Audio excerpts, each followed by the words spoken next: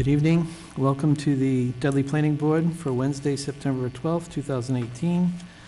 Present this evening, Pam Humphrey, Vice Chairman, Daniel Edmiston, Clerk of the Board, Gregory Benoit, Member, myself, Guy Horn, Chairman, and our Town Planner, Don Johnson.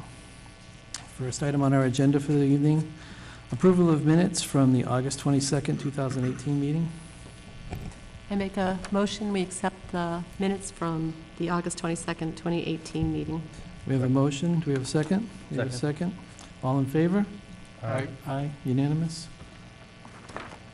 Next on the agenda, we have an A&R plan for 25 Marshall Terrace. This was one that was presented previously but was an incomplete submission. We're going to take a look at it again.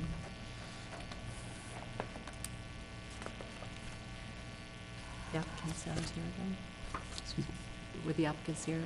The applicant couldn't make it, and their engineer on the meeting notes, he couldn't make it either. Okay. And Don, this was the one you said that you talked to the applicant on the phone. It sounded like it was Talked to him on the phone. elderly. I'm satisfied that they include what they can include, so. Okay. Look in your, in your notebook, and there's something there for, what they've done, include on the plan.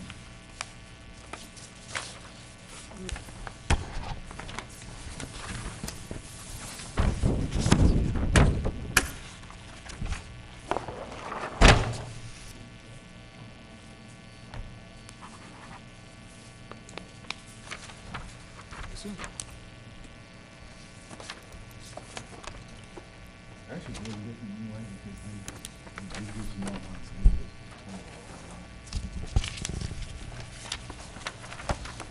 There were two pieces that we have in this piece, and this is the other side of Okay. And the it's, It's very flat. yep, and it's in the Res 10 section. These two are non-buildable. These aren't building lots, these are just tagged onto this. Purpose of this plan is to convert lots 19 and 20 in Plan Book 174, Plan 112 into parcels A and Lot 1. There are no wetlands on any of the lots. Zoning bylaws, open business 15 allow bylaws. Yeah, so the Res 10 zone. Lot has a build factor of 7.5, lot 17 and parcels A are to be considered non-buildable lots.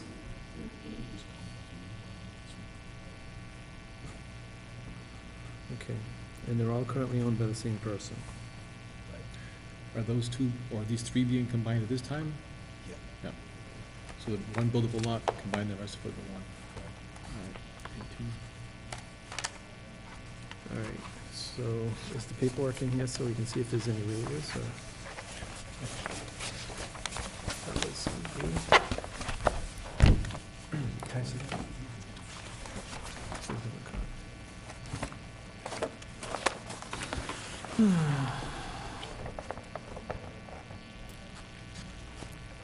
In our name.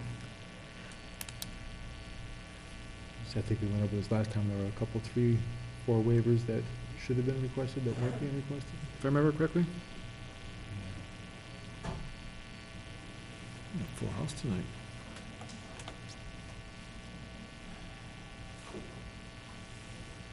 Street numbers. They don't have a street number in the lot yet, so. Okay. They don't have the topography.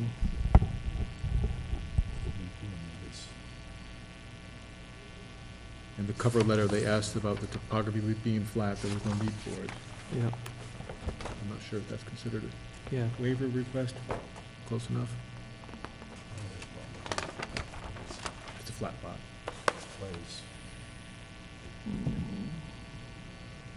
Yeah, I drove by and looked at it. Okay.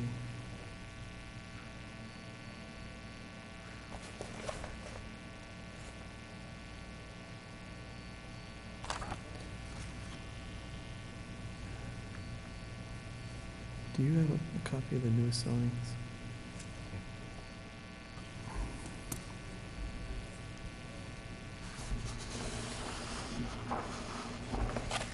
just adding this to this, is what they want to do? They want to add that all to the lot that has the whole existing thing. house on it, but I think I have one issue. I don't know if they have the newest zoning or not. This person owns All that land, yeah, where the house is now, number 25. So they just want to make this one parcel land. Right, but I think there might be an issue with, there's a note that says, it's zoned business 15. Is that business 15 already? Because why do they say in business 15 it should be utilized the same as R10? This is the latest zoning. Do we have a map, a zoning map here? Are they planning on building? I would think so, Another if they're house on subdividing it. this? Yeah, that's what I would think. They're not subdividing, are they? They're combining. If they're Yeah, but combining, but... they're taking this lot out, so this would be a buildable lot. Oh, I see what Oh, you're I, saying. okay. All right, I thought they were understand. taking all three of these and making them one. Yeah. It's all one right now.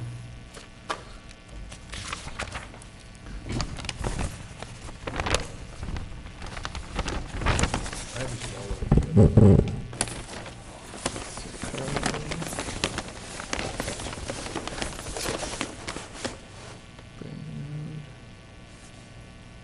There's two. Marshall Terrace. They are, no, they're in Yeah, business. Marshall Terrace, 25 Marshall Terrace. They're in business 15. Oh, right along there, yeah. They're on that side of the road. So, what they, What does that mean? well, they're in business 15, but they're asking to put a res 10 dwelling, and there was a bylaw change on that, if I remember it right. Right there. So, I have to find the right footnote. And the pink.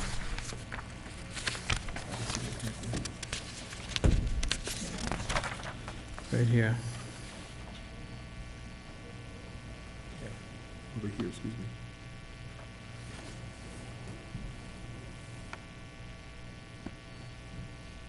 Right here. So there is a footnote, Don.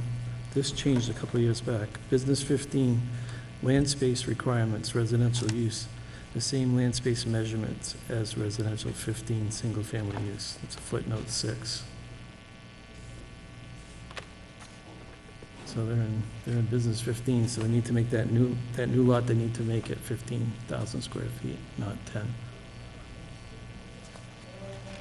Originally was the plan for a 15,000 square foot lot? I mean, they have the land right There. Yeah, Yeah, they're- Marshall Terrace, it's right here, they're on the opposite side of the street. So it's in the pink, in the salmon color. They're up at the corner there, right? Yep. Up at the corner, right about the bend in that road. Marshall Terrace there. Was their original plan to go with 15,000 square foot? Because that extra lot that they got there that they want to combine is almost 5,000 square feet. Yeah, it's about 40. Put these two together, I think they're going to come up with 15,000. The map. How come we have a full house today? I'll just do it this way, it's easier. We have 10,000. We're pretty close. You don't need to notify as many people as we do, but that's what the bylaw says, so there's nothing I can do. 14,979 square feet. They're pretty damn close. They could get it by moving this line a little bit. Yeah, they need this much space. Second, isn't this their job to figure this out? Right, but I think, wasn't the original plan for 15,000 square feet and they changed it back to 10? I don't know, is it, It's definitely possible, I can't is remember. this, Do you have the original plan? in the office, but, let's see, which way are they looking? North. Yeah, so, Here's the locus, Ron. You can see it right here. See that little circle here for Marshall Terrace? It's right here. So this side of the road on Marshall Terrace is in the salmon color. It's 500 feet back from West Main Street, all the way across. But when I went in there, I went, right along the border of the road there. Yeah, 515. 8-8. oh my God, that was on the other side. It No, it's over here. was on the other side, wasn't it? No. Prospect Ave runs right down one side, there's Prospect Ave, and you've got Marshall Terrace. It's right, the bend of the road is right at that corner lot. Oh, I see, I see, I Yep, see. so right there we are, the biz 15. So this lot needs to be 15,000 square feet, according to footnote number 6. I think that's what they originally proposed, It might be, that's what that extra 5,000 square foot was for. came from. Yeah, I think they originally proposed 15,000 square feet, now they're trying to do 10. Why would they do that? There's nothing we can do again, right? We have to Since table they're it not- again? We have to they're not reject here. it. Yeah, we have to reject it because they don't have the right zoning. Excuse me, everybody, could you please keep it down? We're trying to have our meeting still. I know your issues are coming up.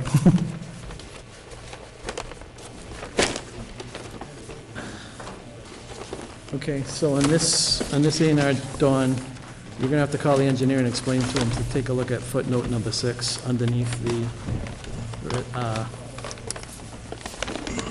district requirements.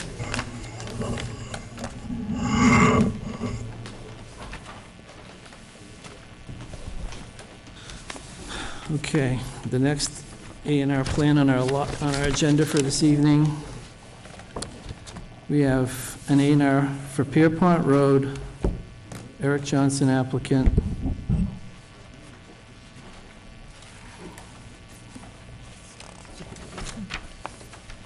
Is there oh, you're the applicant, okay. Yeah. And let's see if we have the plans. What was that? I don't know if they've seen it. We're looking to split the lot up for my daughter. Just put it in spot on it. Okay. You're gonna build another house on it? Yeah, in the topo map, if you see it, it's a cliff. The only access is in, we have the topo map here? It's right here, Okay, yeah, so you can see it goes up almost 30 feet right. right through here, and this area is almost dead flat. So we're just looking for just to have a right-of-way into this lot. Because then we're thinking we're gonna put our house up here, and they were just gonna put their house like right in here. All right, so you want to create 2 lots out of this piece. Yes. But what you're telling us is basically you can't Yeah, access this it's- new lot from that You side. couldn't even walk up it. Right. So, I don't know if the town planner has explained to you, or have you talked to the building inspector at all? Yeah, he said he didn't see an issue with it to have a right-of-way on the property, because there is 375, what is it, 375 feet across, but I'm just looking for access to this. Right, but we have a, in Dudley, we do have a zoning bylaw that says that every lot created, you have to access your property on your frontage. And I understand you've got a geological issue here where you can't get through it.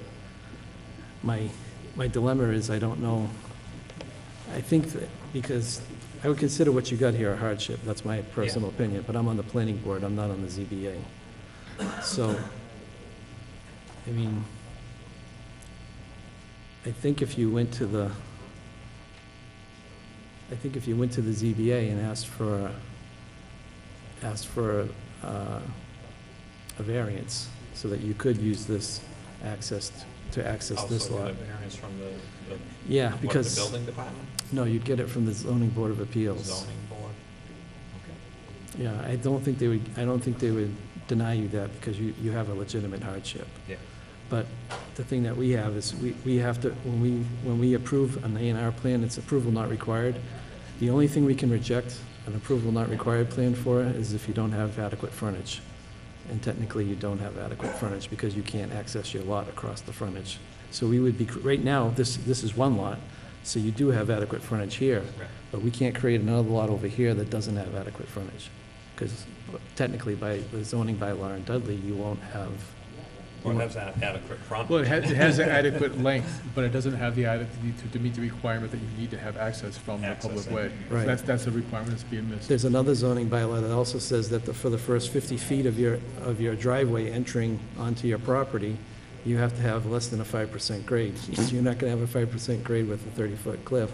Well, yeah, that's right. Unless you- Along here, that's right. the other variance, but right in here, and Yeah. to come up, it's a pretty good, it's a pretty. I mean, do easy- you think that's the proper way to do it? To have them go to the ZBA and ask for a They variance? all just thought I could come here and even. Depends on Nelson interprets it, but he said he didn't really have a problem with it, but he may have to go to the ZBA, I don't know.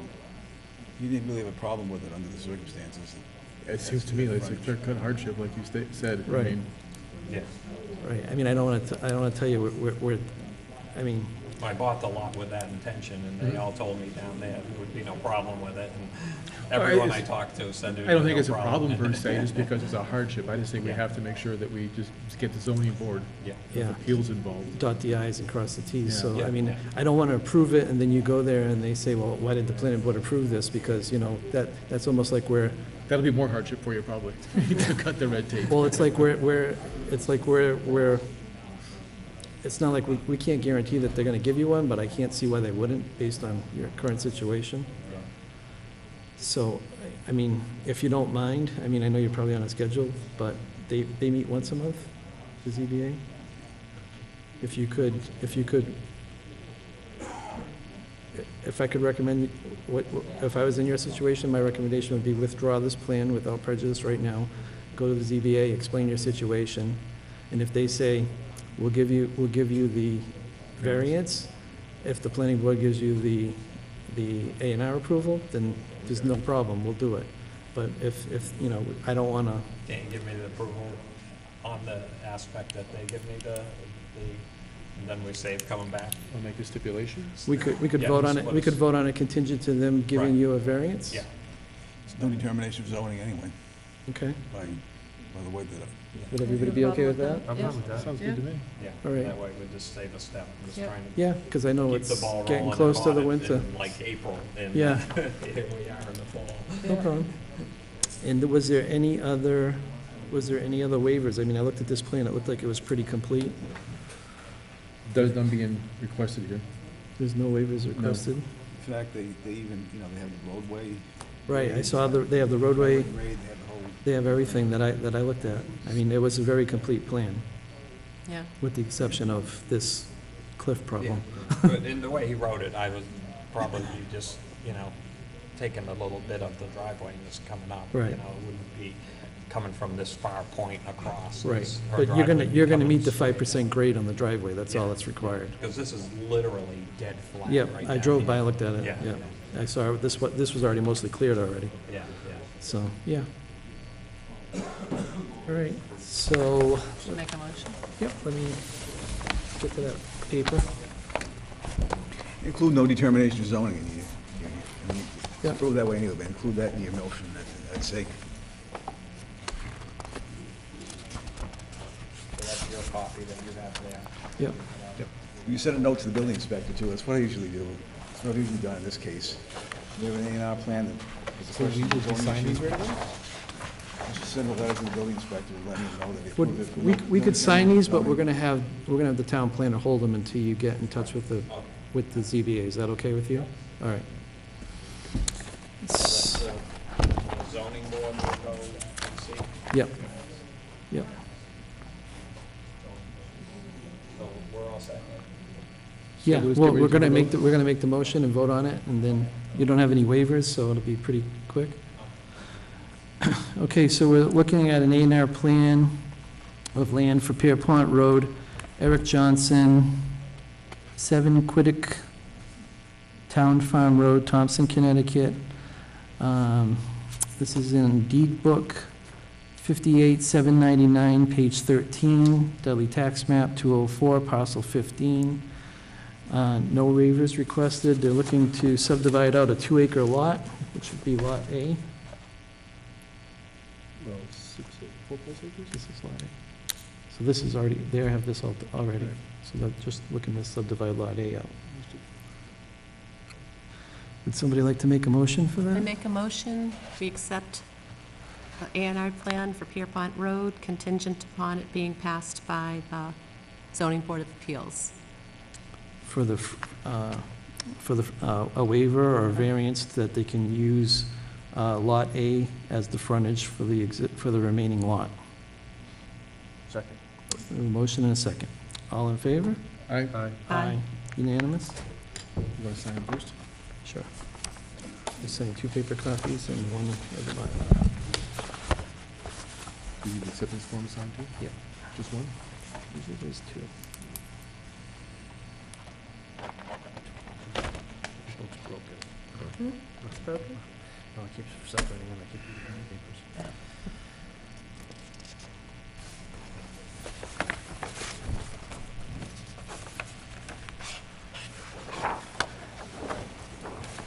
This one?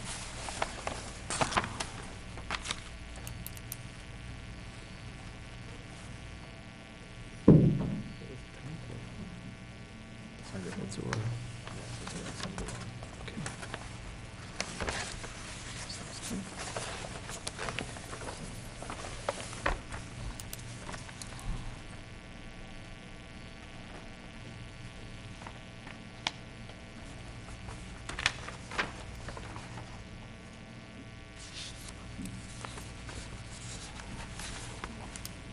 Just need the 2 signatures? We need everybody. Right? No, Pass it up. we need everybody.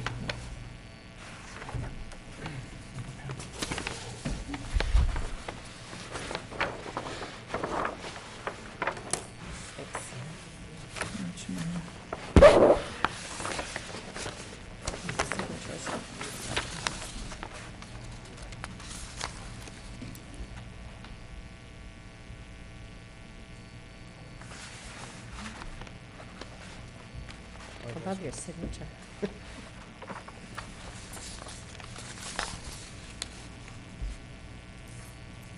There are just 2 of these?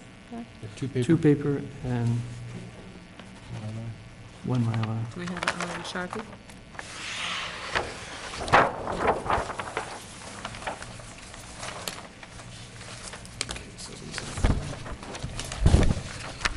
Can sign these 2 there. Wait, we sign this one. Oh, right. Do we need a Sharpie for that? This might work, I don't know. No, it'll rub off. I'll rub off.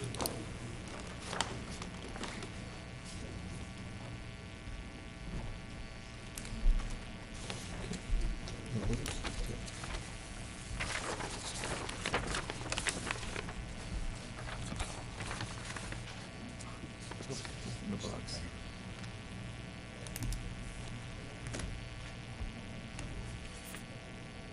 Sign the name. Say the 12th? Yes. Is it just this? I'm just saying we're in the box. In the box.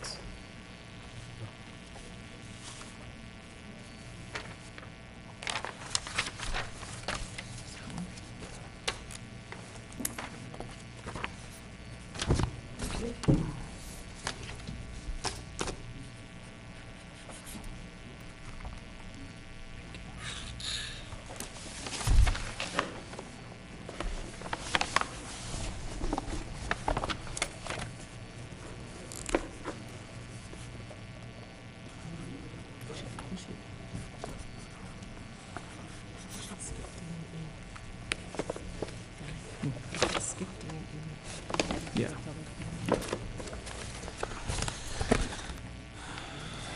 Okay, due to, we're going to skip the rest of the agenda for now. We'll go back to it at the end of the meeting. We have a public hearing that was scheduled for 7:15, and we're running late on that, so we're going to go right to the public hearing.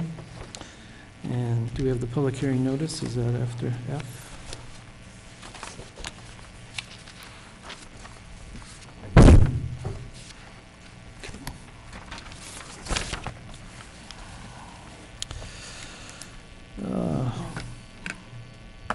Dudley Planning Board, public hearing notice. In accordance with provision of Mass General Law, Chapter 41, Section 81T and 81U, the Dudley Planning Board will hold a public hearing on Wednesday, September 12th, 2018, at 7:15 in the Dudley Municipal Complex, Room 321A, DMC Veterans Memorial Hall, 71 West Main Street, Dudley, Mass. 01571, on the application of 4 lots, Dudley Realty Trust, 2 Dearborn Way, Middleton, Mass.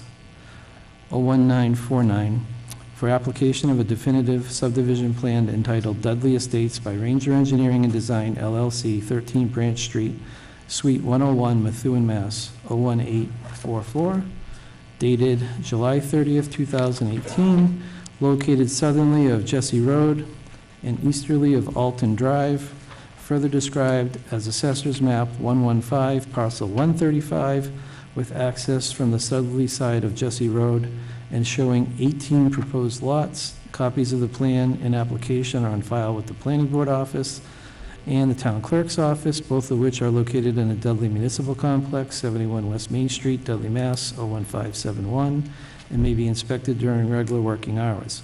The Planning Board will receive public input at the public hearing. Any person interested or wishing to be heard on the proposed plan should appear at the time and place designated. If you wish to comment but are unable to attend, please submit written comments to the Planning Board Office before 4:30 PM on September 12, 2018. Guy E. Horn Jr., Chairman, Dudley Planning Board. And this notice ran two consecutive weeks, August 24th and August 31st. Okay, Good evening. good evening.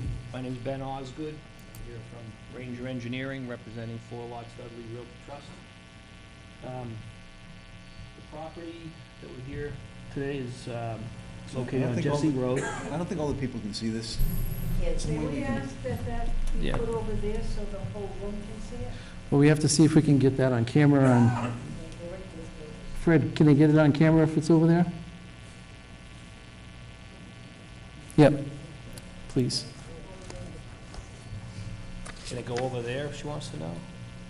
Can it go on that side of the room, Fred?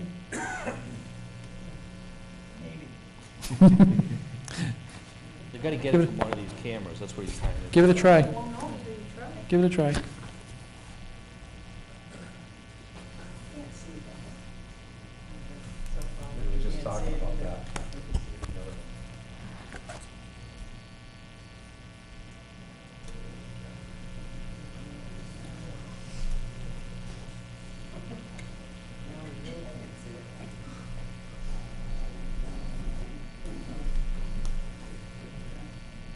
Okay, we're on, we got it.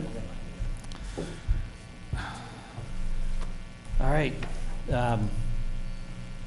As I was saying, this is Jesse Road right here. Mm-hmm. Our parcel of land is to the south of Jesse Road. This is Alton Drive at the bottom of the plan. Mason Road is here. I think it's Mason Court is up in this area here. Mason Terrace, excuse me.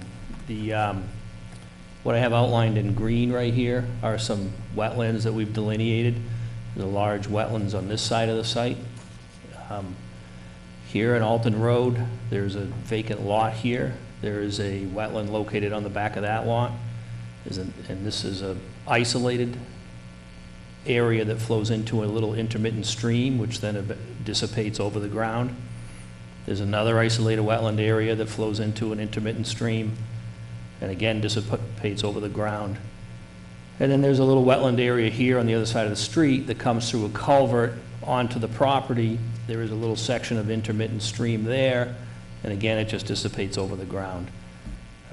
The site is higher here, up in probably 30, 35 feet higher than the main portion of the site. This portion of the site is slopes moderate to steeply down onto the flat area of the site, which is in this location here. I have the buffer zones to the wetlands outlined in pink. That's the 100-foot buffer zone.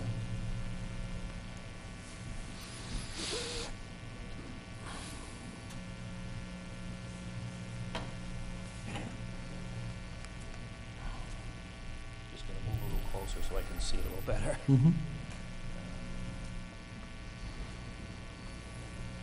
So what we're proposing is a approximately 750-foot-long cul-de-sac roadway. Comes off of Jesse Drive, right in this area here. There are 15 lots in the subdivision, and there are 3 that front on Jesse. The roadway layout is a 50-foot roadway layout. I think this was the result of our preliminary discussions through the preliminary plan process. It's the same layout. The roadway pavement width is 24 feet, is Cape Cod berm, and sidewalks. The utilities include the water line, which we are extending from Mason down Jesse and connecting to Alton. And then we're running an 8-inch line into our property. Each house will be serviced by an individual water service. There are hydrants, one out at the beginning of the street, one about halfway, and one at the end. The sewer is, each home is serviced by an E1 pump.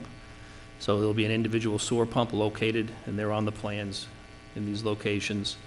At each house, we'll pump the sewer up to Alton Drive through a common 2-inch force main. That system is called an Environment 1 system. It is designed specifically by the manufacturer for this site, and we can submit those calculations to the sewer department. They'd like to see those, and they said they'd review those. The drainage, so presently the site drains, obviously Alton Road is much higher. Most of the water drains across the site in various locations through these little intermittent streams, and it all ends up in this wetland right here. This wetland is associated with a brook, and I apologize, I can't remember the name of the brook, but there is a named brook that, Potash Brook, right? So there is a little brook here. It is not a river under the River Protection Act. It's a intermittent stream, which means it does potentially dry up in the summer months, but I believe it does carry quite a bit of water. The wetlands is very flat. I'm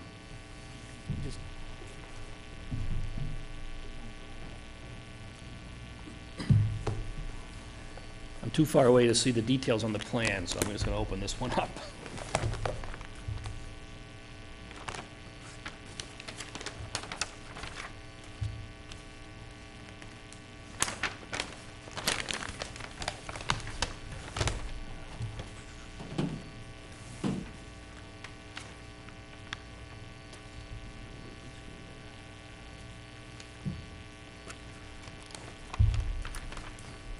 The wetlands is relatively flat, but it does pitch about 8 feet from this culvert under the road here to where it falls off of our property. Our drainage collects water coming off of the hill in a swale that's going to be built right along the bottom of the hill on each side here. So all this water that's coming down is put into swales and then conveyed across into the wetland back here. There is a catch basin system. Obviously, we have a couple catch basins out here, another set here, I believe another set right in here. This cul-de-sac flows back into these catch basins here. Those catch basins empty out into detention ponds, and we have 4. We have one in this location. We have another one right here. These two are connected together. There's another detention basin here, and another one right in here. The detention basins serve a couple of functions. They capture the water, help us control the runoff. All our pre-development rates are less, our post-development rates are less than the pre.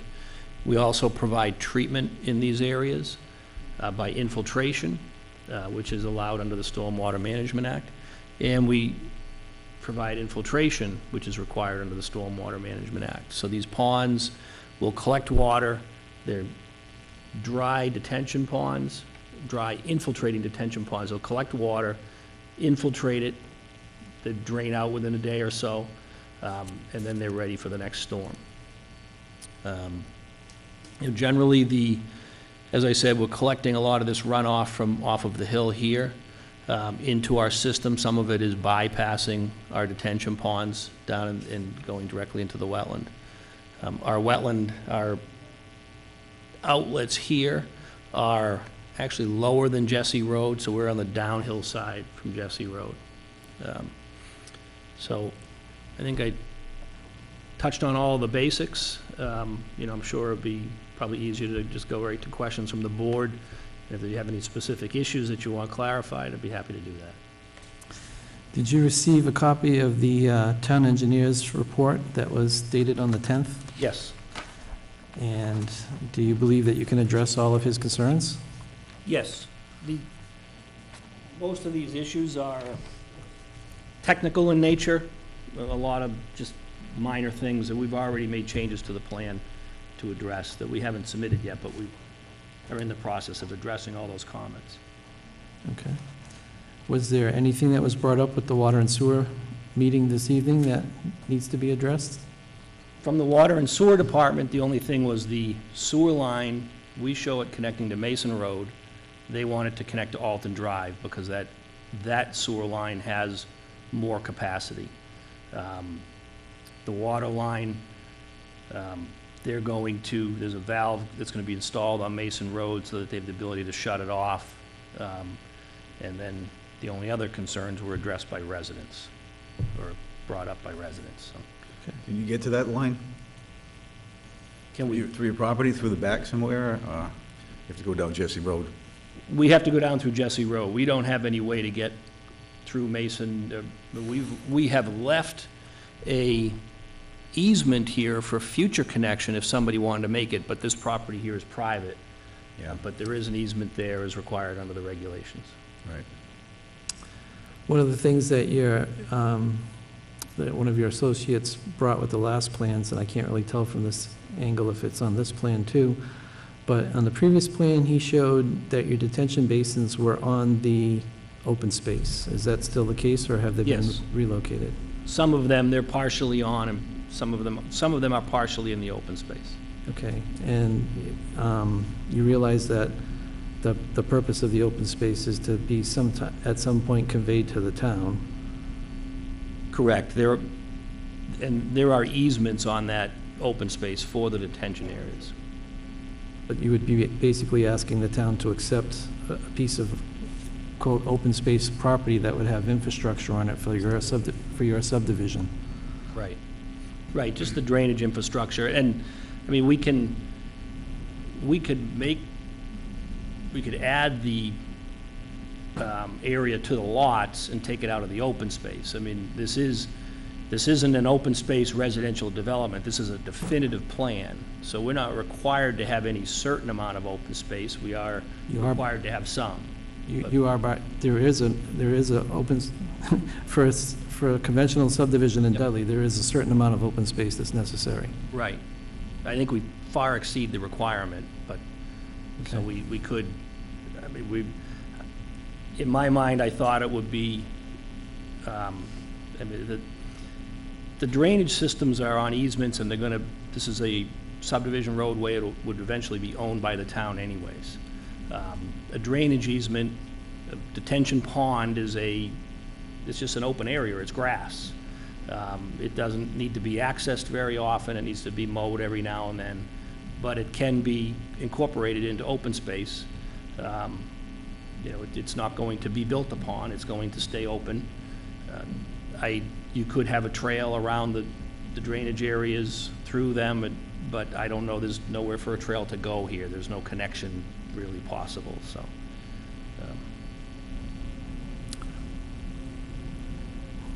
Right, but the thing that we were looking at previously was if there was the possibility of seeing a playground or something going in there. You wouldn't necessarily want to put children in an area where there's a detention basin. Right, but there are areas where you can use open space. I mean, this is the access to the open space. We do have a culvert there, but we could bury that culvert out to the pond. There are other areas, that we don't actually use as ponds. I believe this area here, we could make this lot a little smaller, I believe, and add some there. There's areas where it is open. Right.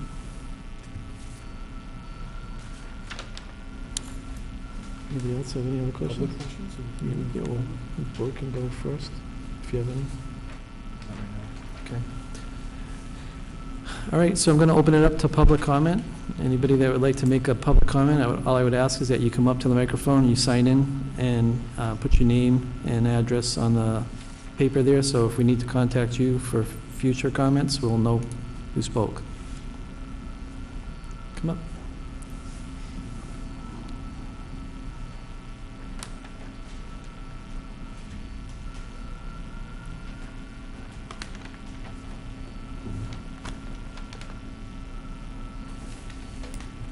My name is Michael Du Bois at 2 Jesse Road. I'd like to present some photographs where this gentleman says that the water doesn't stay. It kind of moves along. So I'd like to just give that to the board members so you can see the reason why just about everybody's here, because we have problems with waters. May I approach? Sure. So this is my backyard. So you're at the bottom, I am. Jesse?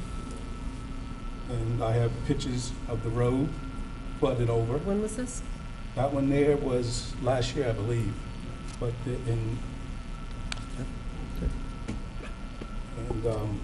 this last rainstorm,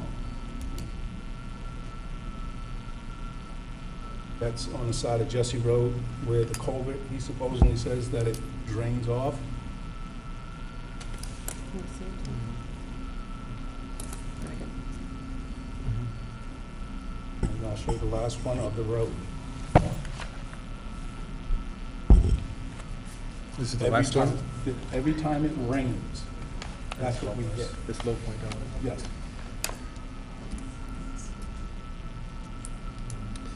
And you could print these pictures out I or send can. them to us? I can. Okay. Were you able to share them with the applicant's engineer? Well, he have- doesn't believe it. He says that. of water. I have not been offered the opportunity to look at the pictures. Could you show him your camera, sir? That's Jesse Road. Yep. That's where the culvert, you said, that drains off. That's where that culvert is. Okay. That's my backyard. That's my backyard. There's 2.5 feet of water in my backyard. So if I could just point out, his house is here. The culvert under the road is in this area here. And I understand that that culvert is below capacity, but it is, the water flows from this side of the road to this side of the road. This, I don't believe this side of the road floods to that extent. It doesn't, the water doesn't sit level across into the woods. As long as it, once it goes over the road, it drains down the brook. To Main Street.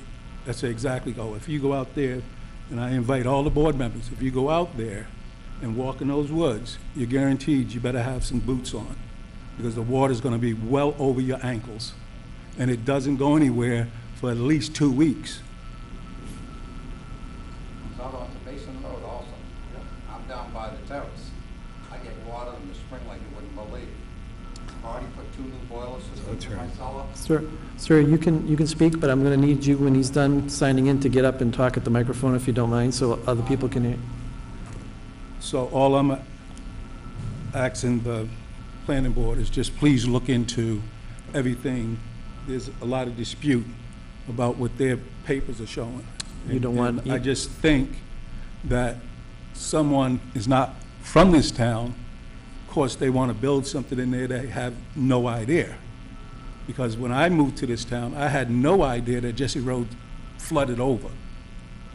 And now I have to deal with that problem, and been dealing with it for the town for a very long time. So I don't think it's fair that we add something else to a problem that we have already. Okay, thank you. Okay. Come up, sir.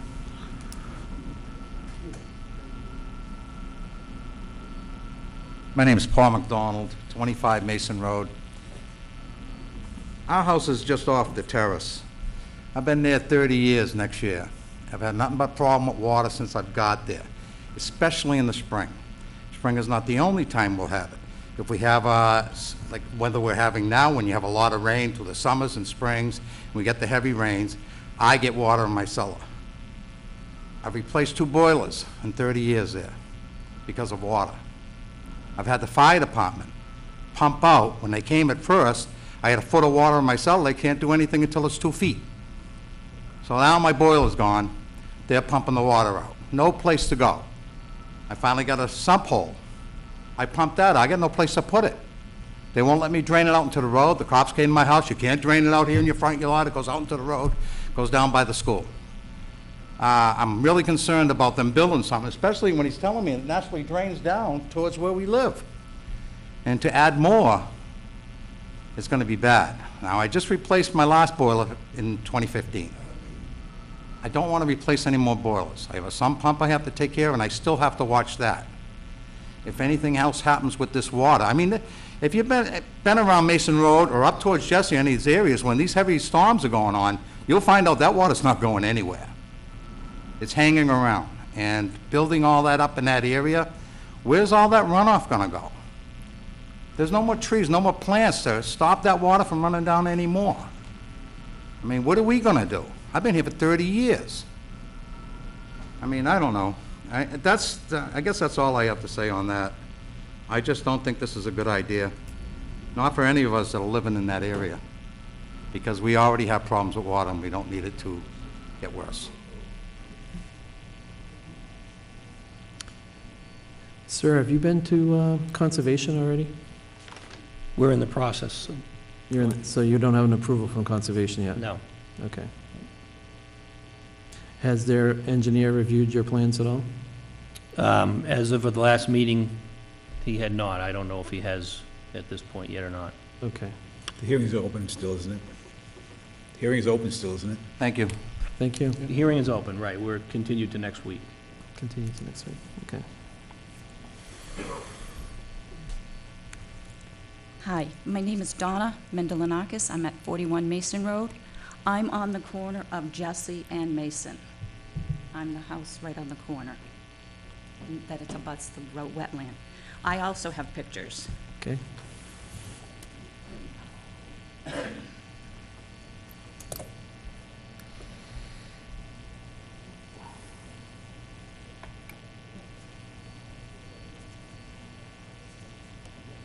This is on Jesse Road, right? Yes, this is Jesse Road.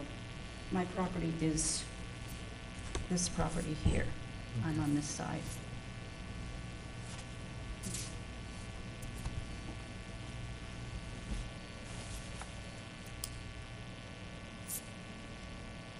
How long does it take for this to dry up after, Doesn't- How long did it clear from the road? It took a couple hours before it cleared from the road, but 4 hours it cleared from the road, but my backyard, it's still really wet? I cannot cut my grass most of the time in one end of my backyard, it's so wet.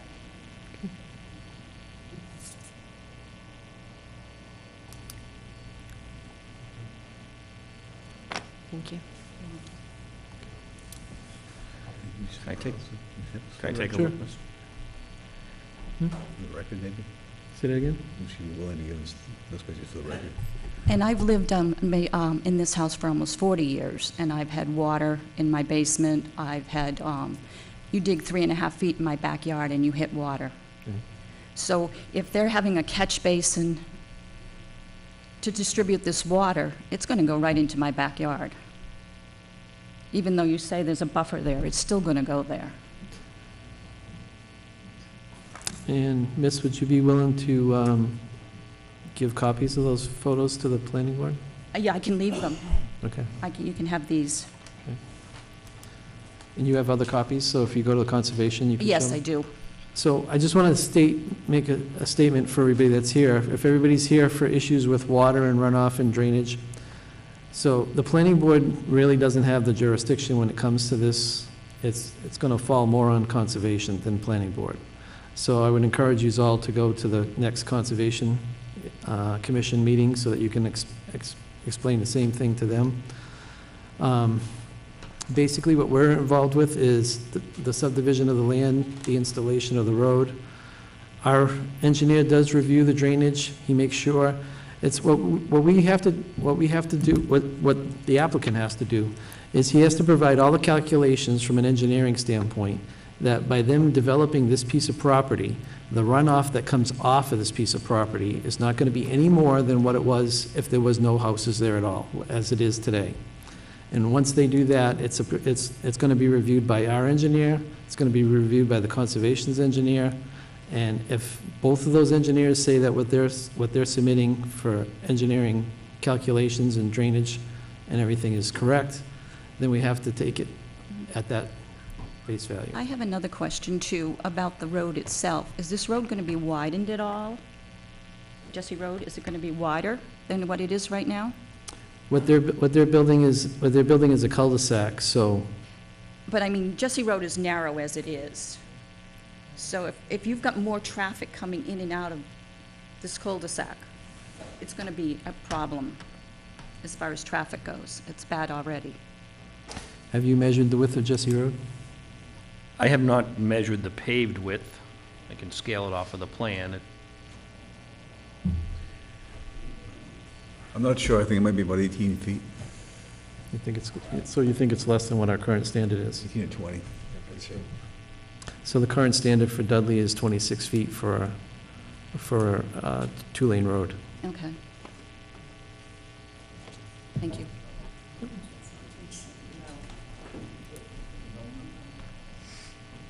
Sure, come on up. Yes. Give us the door. Looks like it's 18, 19 feet. Okay. In any of your information that you have submitted in the past, I don't remember it, but you didn't do any kind of like traffic study or anything before this subdivision? No, the traffic study, our traffic engineers would tell you is not required until you reach 100 vehicle trips in any hour.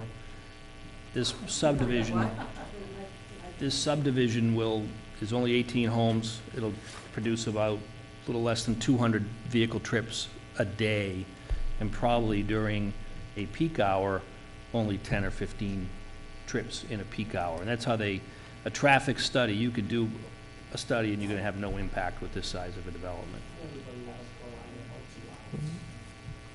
Go ahead, sir. Good evening, board members. Dave Konyachna, 38 Alton Drive. My question is to your board. We heard the gentleman say earlier the length of the road is approximately 750 feet. I didn't catch the width. Isn't it true your rules and regulations state no dead-end road shall exceed 600 feet? It is, but the situation we had here was there was the option for the developer to, instead of making this a single cul-de-sac as it is, they could have had the option, they also owned another lot that came off of Alton Drive, but went down the very steep pitched hill. They could have put a roadway in there. They could have put a roadway through there at their option and replicated the wetland at a different location. The issue with that was our engineer said that that road would have been dangerous for the public. So the other option was for them to do the extended cul-de-sac. And originally, they had a plan for, I believe it was it 22 lots, your original plan? Yes. So the original plan was for 22 lots with the small cul-de-sac and like a loop around.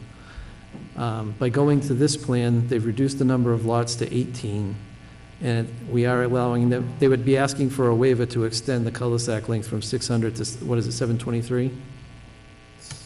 700 and, I think originally it was 745, and it's gone down a little less than that to about 723.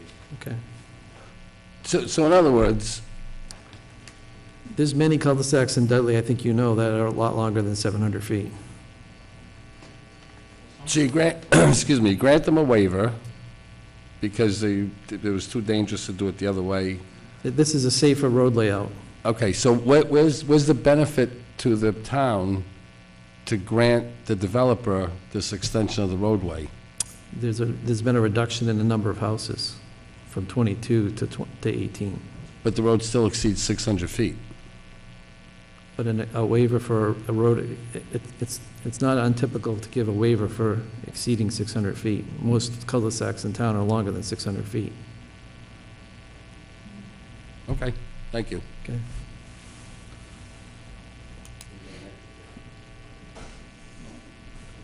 Hi there. I'm Kristen Clark. I live on 50 Alton Drive, and I'm looking for, I am right next to that other house that they just built, the mountain that sits above my yard. So my question's kind of twofold. Is there some regulation as to how high that mountain can be above my yard before It's just this ginormous hill that is washing down onto my yard, so I didn't know if there was some sort of regulation, first of all, that would keep that. And then when I now turn and look out my backyard, I know you said it's a hill and it goes down to a flat area. What is this little mountain gonna look like that leads from the houses on Alton Drive down to this new development? So we don't propose any disturbance of any of the slope behind the homes on Alton Drive. I think that was a change we made. The board wanted us, we originally showed some grading going up the hill. We had changed that in the preliminary process. Miss, could you go to that map and show us where your lot is on Alton Drive? I am the second house on Alton Drive. Okay. Number 50. This is that, sorry, I know you designed it, but that god-awful house they just built on Alton Drive. It's a small ranch, right? Yeah, it's Okay. a small ranch that you literally walk out the back door and you fall down the yard that rolls all the way down into this development. Okay. So I want to know, so it's bad enough, I look in my backyard and I've got a mountain that shoots up the right side of my house. What am I going to see when you get rid of all these gorgeous trees that are here? Am I going to be looking down on somebody's roof when I'm at my house? I just want to know what that picture's going to be. So, behind her house, the property, there's 80 feet of trees that will not be disturbed. So our limit of work is 80 feet from her rear property line. The difference, the house that will be behind her house will be 260 feet, call it 260 feet away from her house. Okay. The grade difference up on the hill, 585 at the top of the hill, we're down to 535. So the house is 50 feet below. That's their yard, it'll be 50 feet below her yard, and there'll be 80 feet of undisturbed vegetation there, blocking. So did you understand what he just explained? So basically my yard is going to erode down into that person's yard below me? Is it eroding today? If it's a hill, it goes right down into the woods. It will stay a hill, it'll go right down into the woods. So now my new neighbors, am I going to continue to expect their yard to roll down into mine and trucks and? I don't know what their yard is doing. When it's all done, it's supposed to be stabilized with grass, and so I don't know I haven't been up there in a few weeks. I don't know where it's at right now. And was I supposed to have been notified when they built that house? I don't know the regulations, so I apologize for that on that behalf. When they built that house, No, that- next door to me, was I ever supposed to find out anything, or was there going to be any kind of? No, that house was built on what they consider an A&R lot, an approval not required lot. So the lot had frontage on an existing way, and so all they had to do was apply for a building permit, and as long as there was no violations with the lot, like if the lot was undersized for the area, they may not have been able to build upon it, but it met the current zoning, it had the required frontage, the building inspector gave the building permit. That was just, I did not know how that worked. That would be typical in any neighborhood in Dudley today, as long as the lot met the requirements. I have been trying to get answers about that wash away from the driveway, so, okay.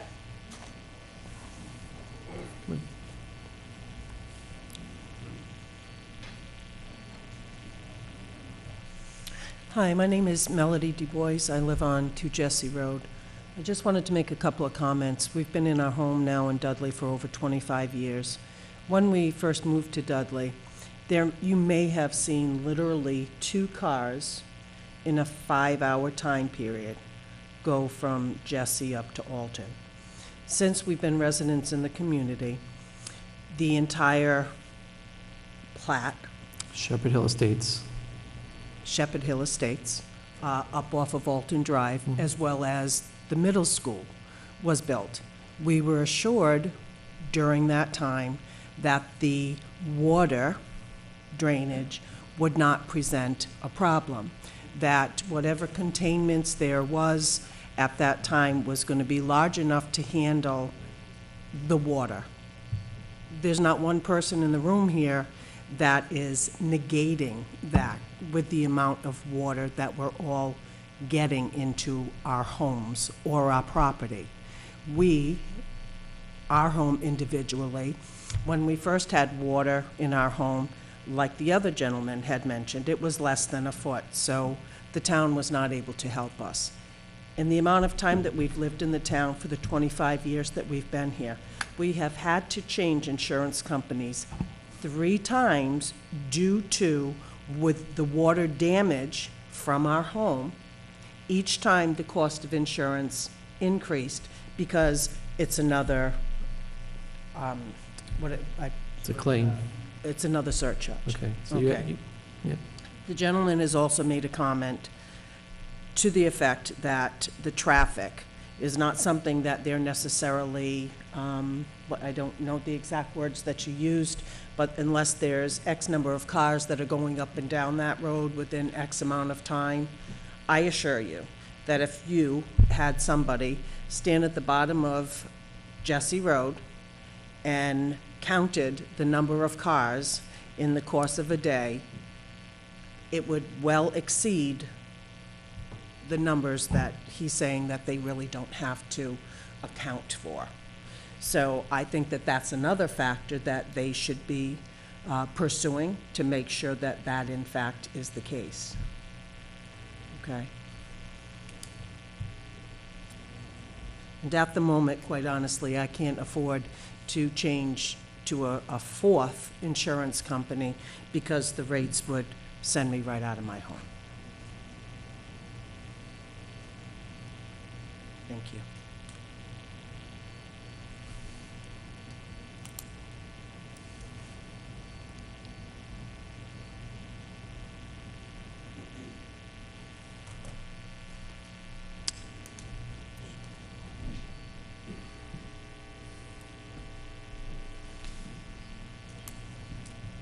Yes, John Giaquinto, 42 Alton Drive. Now, as you mentioned earlier, the original plans called for a road at 44, and that has been disapproved. So, It wasn't disapproved. We gave them the option to do this or the other one. Our engineer recommended this would be a safer roadway layout. So we asked them if they would consider the safer roadway layout, and they did. okay, so there is no road, but now they are considering putting a house in there. And that still hasn't gone through conservation yet. Right. Will that also be something that has to go through you or just through conservation? Just through conservation, because that's a legal building lot, I believe. In that situation, it would be the same as the other lot where the small ranch house was built. If it's considered an A&R lot, if it meets all the zoning requirements, then the building inspector would give them a building permit. But I think with the situation, with the conservation situation, they're gonna have to work that out with conservation, whether they replicate the wetland in another area, or if their new drainage system for the subdivision takes care of that wetland issue. I don't know. I'm not a wetlands engineer. Well, there's been 2 meetings so far, and I've heard their plans. There's another one next Wednesday to go over the plans again, I guess. So that lot is no longer included as part of the Jesse Road project, or is it still included as part of it? It's not included as in part of this project. Okay.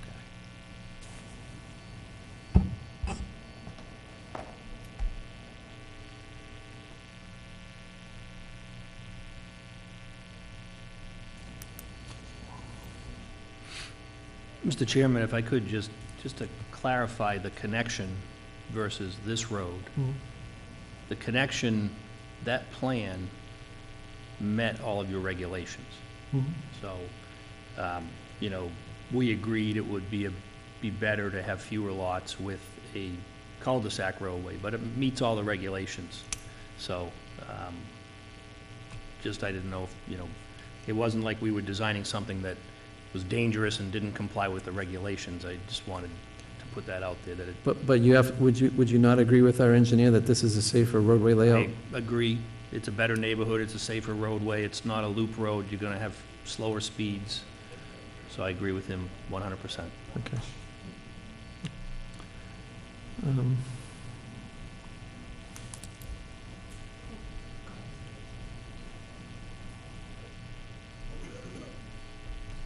Michael Du Bois, 2 Jesse Road.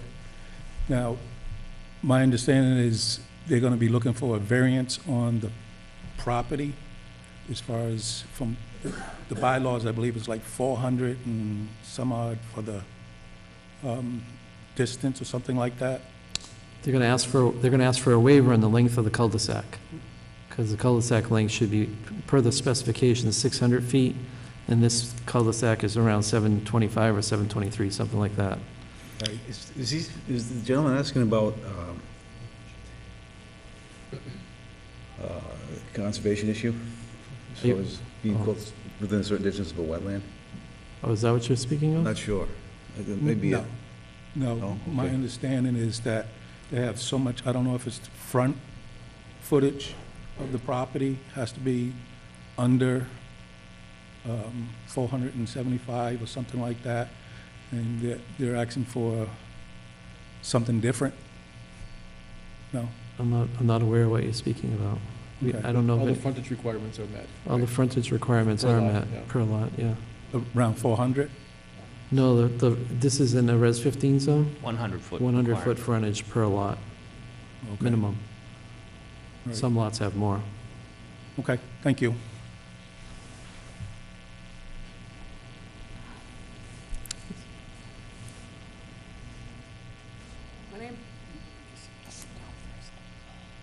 My name's Virginia D. Donato. I live at 10 Jesse Road.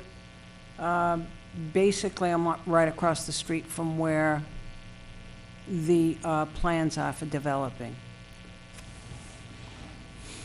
I don't know if the traffic affects this board, but one of the people spoke earlier about the traffic on Jesse Road. Since Shepherd Hill Estates went in, the traffic is vastly different on Jesse Road, and it's pretty fast coming down the hill. I spoke with the planner earlier. There is a stop sign at the end of Alton Drive, so that's fine.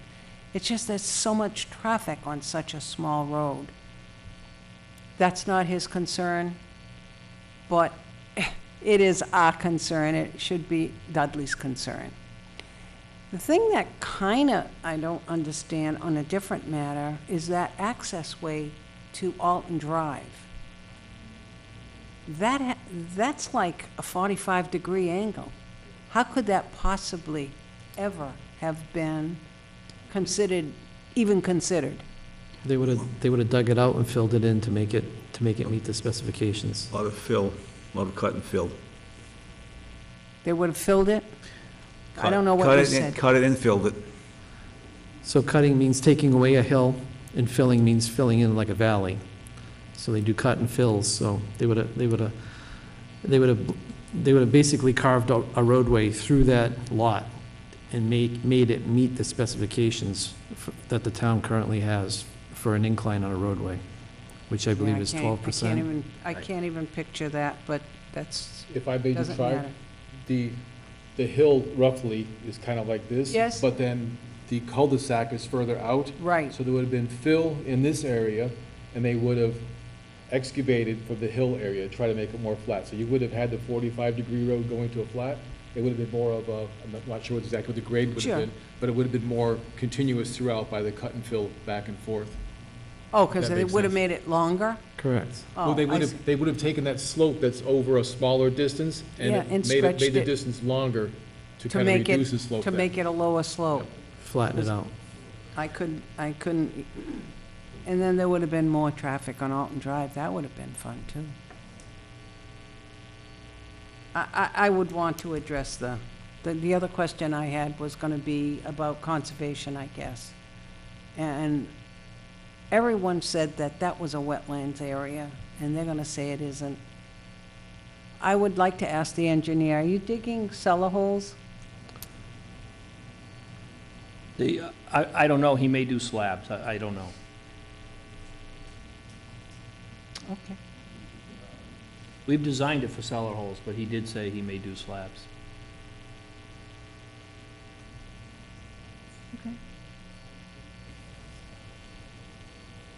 Whose jurisdiction is that under? Would you dig the cellar holes or make cellars?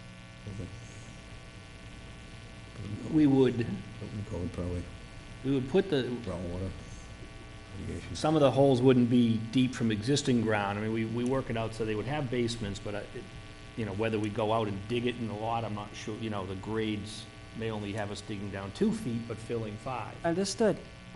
You would only dig down 2 feet because you're gonna hit We have- wetlands. Raised ranches possibly? I'm sorry? Raised ranches possibly? That's what he's looking at, yeah. What did you say, Mr. Johnson? Well, one alternative might be raised ranches where there's like half a cellar hole, not a hole. That's because it's wetlands. When I built my house, I did not dig a cellar hole. I was told at the time, you're better off to build it up. So That's I an did alternative, that. too. Say it again? That's an alternative too. I'm sorry, I'm not... That's an alternative as well. Yes. Okay, thank you. Okay. Anyone else from the public like to speak? Sure. Kristen Clark again from 50 Alton Drive. You stated, when we were discussing at the last meeting, something about, just explain the process to me, how this is going to work. Are you going to sell all the plots first and then build them? Or are you going to clear all that land and then start selling the plots? So basically, under the subdivision control law, I don't think we can put in a house until the binder pavement is down. They don't want people building houses there until the roadway is built. So they would essentially go in and they would clear this entire parcel so that they can build the drainage facilities, then install the roadway and the pavement, you know, all the utilities, and they would basically have a paved road before they built any of the homes. And that process would probably take 3 or 4 months to get it to that point. And then they would build the homes after that. And like I said, if 18 people came along waiving offers, they'd build them all at the same time. But it probably is more likely to be 2 summers. So we're looking at this is going to take a few years for this process. Now, it's going to be the same, okay, well, we were just talking about if there were raised ranches or ranches. I had originally been told that, again, the ugly house on Alton Drive was going to be the model house. Is that still, is that true or not? Do we know? I don't know, honestly. I've spoken to the builder, and he's still planning. He said there is more of a market, more people like that house than the 2-story colonial that he's built. So Well, that one's not moving, and I don't foresee that. And it's going to be all, it's not like a certain over 50, that rumor has also kind of circulated around that it's going to be just, Yeah, I mean, they didn't specify for that in their application. okay. So, because there are different bylaws for a 55 and older community than there are for a conventional subdivision. So they've just applied for a conventional subdivision, and they can build 1 house at a time, or they can build 10 houses at a time. Okay. It's up to them. Once the roadway's done, once the land's cleared, the road is in, and the infrastructure's done, they're free to build. We'll give them lot releases based upon individual lot releases based upon where they are with the construction. And whether we have a bond. Right, and they have to be bonded, so that, Remaining basically, work. what that does, I can explain that to you, is that the builder will put up enough money to pay for the entire subdivision to be completed. Should partway through the subdivision, the builder goes bankrupt or just decides he doesn't want to finish the subdivision, the town would then have the funds at its means to go ahead and finish at least the roadway, the infrastructure, and anything that's not completed, so that it wouldn't sit half-done. Oh, that was actually my next question, is Yep, if so they're going to that- be, they're all going to be flooding out, just like all of our houses are. Can't use my backyard. Right. Pretty much, there's a short window in August that you can use my backyard. Other than that, it's just muck and flooded out. And I'm going to assume that these houses are going to be the same. So my other question was, what happens if they don't sell? That explains it. Then the town takes over? They would at least complete the subdivision. If the builder walked away from the subdivision, there would be a bond in place or some securities in place. It doesn't have to be a bond, it could be cash, or it could be anything else. That's for the street and the infrastructure, not necessarily the house. Houses, right, so, It I could mean, be potentially, like, worst-case scenario, just a street with nothing. if it didn't work Right. out. I mean, if Okay. they built 3 or 4 houses and they found out that they have a really large problem there and nobody wanted to buy a house there and they walked away from it, then the town could finish the street or finish a portion of the street to make it acceptable, and then, that's where it would sit. Okay, thank you.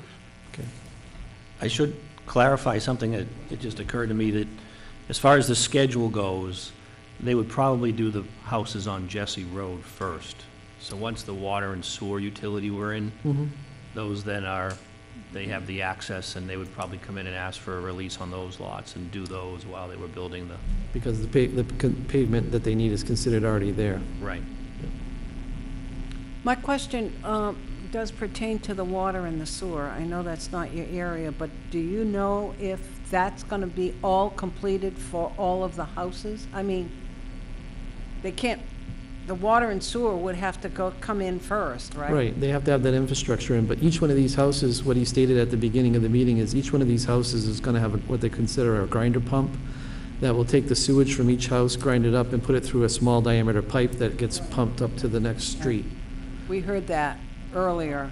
I So- just wanted to know if all that was going to be done, because the water board, the Water and Sewer Commission, said it was like a business in selling the water. Well, we're not going to sell the water if the houses don't sell.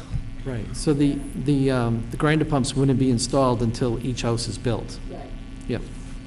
And just as a point of information on that system that you were talking about, is there a holding tank that goes along with that pump? Because what happens if, like, the power goes out or something? So an E1 pump has a small holding tank. It also has the ability to have a generator connected to it.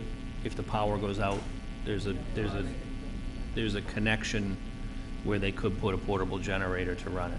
So when you say a small holding tank, are we talking 5 gallons or 100 gallons? I or- think it's a couple hundred gallons. Okay. But, and again, the developer would put the water main and that sewer main within Jesse Road first.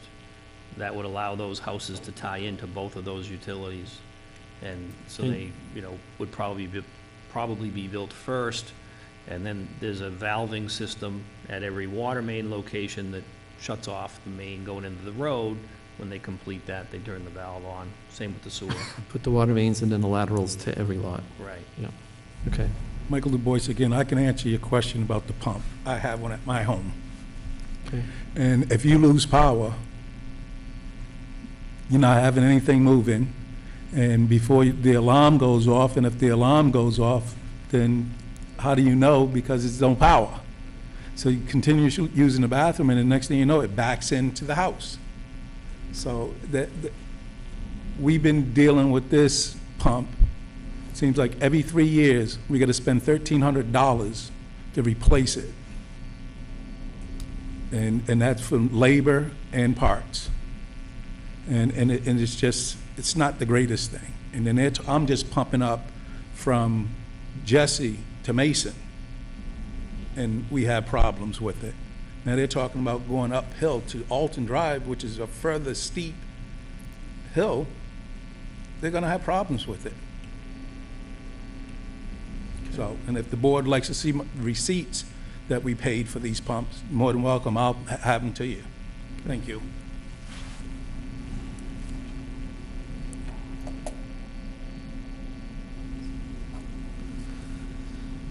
Anybody else that would like to speak?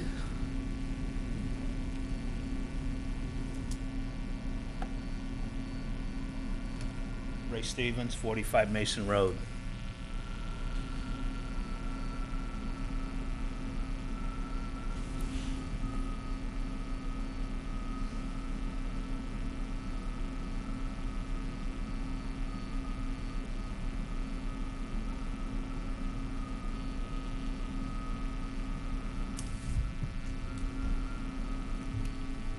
As everybody else said, the water issue across Jesse Street, but my yard's flooded like you saw his yard. Same thing. I've been there 27 years, same problem. You guys let Valgo, Ramco, and a school be built and said, oh, there's not gonna be no water issues. Well, there is, and it got worse. It got horrible.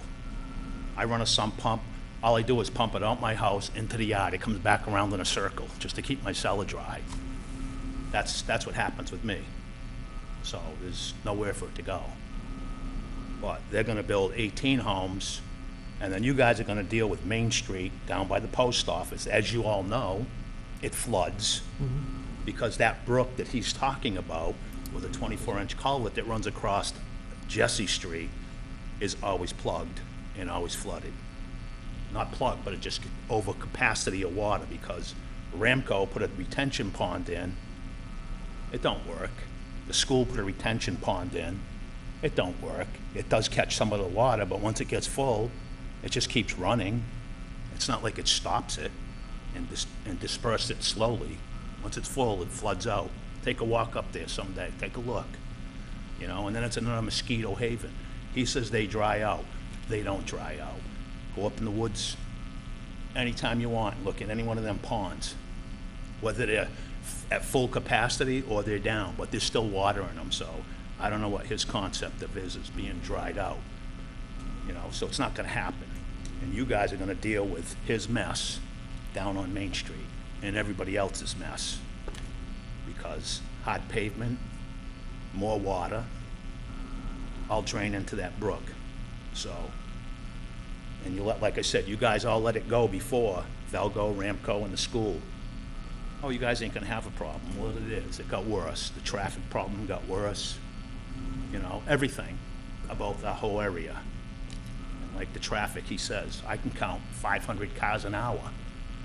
They drive down Mason Road, you know, with no problem.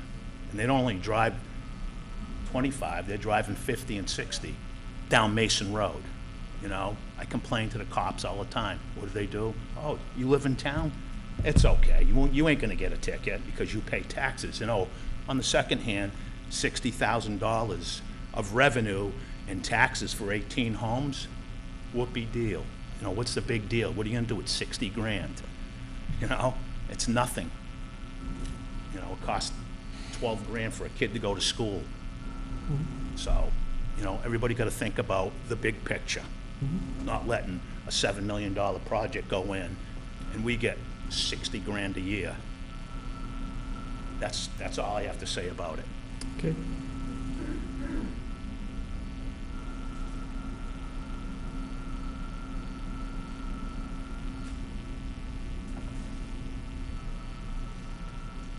Donna Mendelinakis. I just want to address the traffic issue one more time. They start at the top of Jesse Road. They come off of Alt. They come down that road, and they must be doing 50 by the time they hit the stop sign at Mason Road. A lot of times at night, they don't make the stop sign. I've seen the cars end up across Mason Road into the people across the street's yard. They come down that road so fast. So if you've got all these houses and people coming out of their houses in the evening, and the people that are coming off the top of Jesse Road, there's going to be, yeah, with no stop sign. Yeah, you know, it's really scary at night. Thank you. Okay.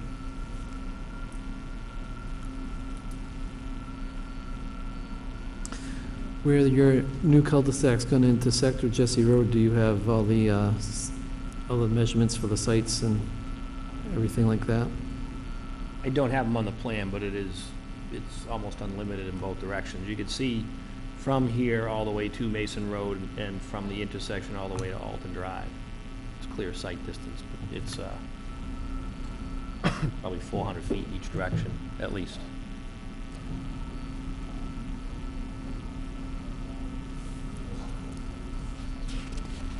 We do have a stop sign at the end of our street. Right. And I believe that with streetlights, they said there would be a street light at the intersection? Right. Okay. Yeah, one at the intersection and one in the cul-de-sac. Okay. What intersection is getting a street light? So the intersection of the new cul-de-sac and Jesse Road will have a street light, and there'll be an additional street light at the end of the cul-de-sac. No. Good, sir. I just actually have a question for him. I live on Alton Drive, and said it's pretty much the same as the woman that spoke earlier, where I would have about 80 feet Right. Now, is that going to be part of their property also, or is that just going to remain a buffer zone where it would not be theirs? It is part of their property. I don't think anybody would have any problem, putting an easement, but the people would have the right to go cut the trees if they wanted to, unless there's some kind of restriction put on. But if it's within certain distance from the wetlands, which is right next door to me, they Right. would have to get all kinds of permits for that. Correct. We all know sometimes people don't get permits for tree cutting. Not all of it. That was a question. So that wooded property he was just referring to, that's going to be the owners of the newer houses? Correct. For them to decide that 80-foot barrier, like you said, behind my house, so they could come in and clear that little Right. Right, they could. They have the right, it would be their property. They can't use toxic chemicals, right? So it must be There'll be a restriction on those, yes.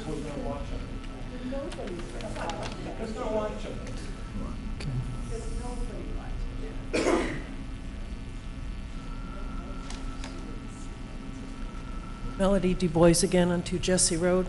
So one of the things that a number of us are also discussing is this is conservation land. A number of the issues that we addressed in the other room, we were told, of course, would have to be addressed here. So the finality is that before you get affirmation to proceed with this current building design, you have to get the approval from the Conservation Board. Is that correct? Yes. Okay. So we were just mentioning also in the other room, when you had mentioned building this particular section, that there was going to have to be something written in the purchase of this property, that there were no pesticides or anything like that used that could in fact later jeopardize the conservation area itself. So how do we go about monitoring that? Is each individual home that's going to be built in that cul-de-sac area, in that area, going to have some sort of monitoring device on the end of their sewage system or something that's going to let? We're going to hire somebody. How is that going to be monitored? And that gets taken. So, I mean, it sounds, it sounds like, oh yeah, it can be done, but how feasibly is that going to be monitored so that we're not affecting? That falls under the jurisdiction of conservation, and conservation is requiring them to give all the engineering calculations that the runoff from this new development that's going to go into that wetland is no more than what we currently have. So their post-construction runoff from this property has to be the same or less than what it currently is now. But he made a comment to the effect of, and they wouldn't be allowed to use any pesticides or herbicides or anything like that on their lawn. So how is that going to be monitored? So there would be a deed restriction put on each deed, so it's in. And who's monitoring that? So when you purchase a home, okay, there's 60,000 pages that you're saying, yes, I read every line here. Okay, so we're going to assume that they read that little fine detail that says, no, you can't use that on your lawn because this is conservation area. So we're That's the way that it's handled, and DEP specifies how it's handled. They have and it's Mass DEP, and they give you the documents and the wording, and it goes in the order of conditions. It gets added to the deed. It's policed by the Conservation Commission. It's policed differently in every town. So how would we in the town police that? Yeah, it's not a, I can tell you it's not a planning board issue. if you see anything going on, contact the Conservation Commission Yeah, I and/or mean, DEP. if the Chemlon truck is there every week, or True Green is there every week spraying everybody's lawn, and they all got the best lawns in town, then you know something's happening.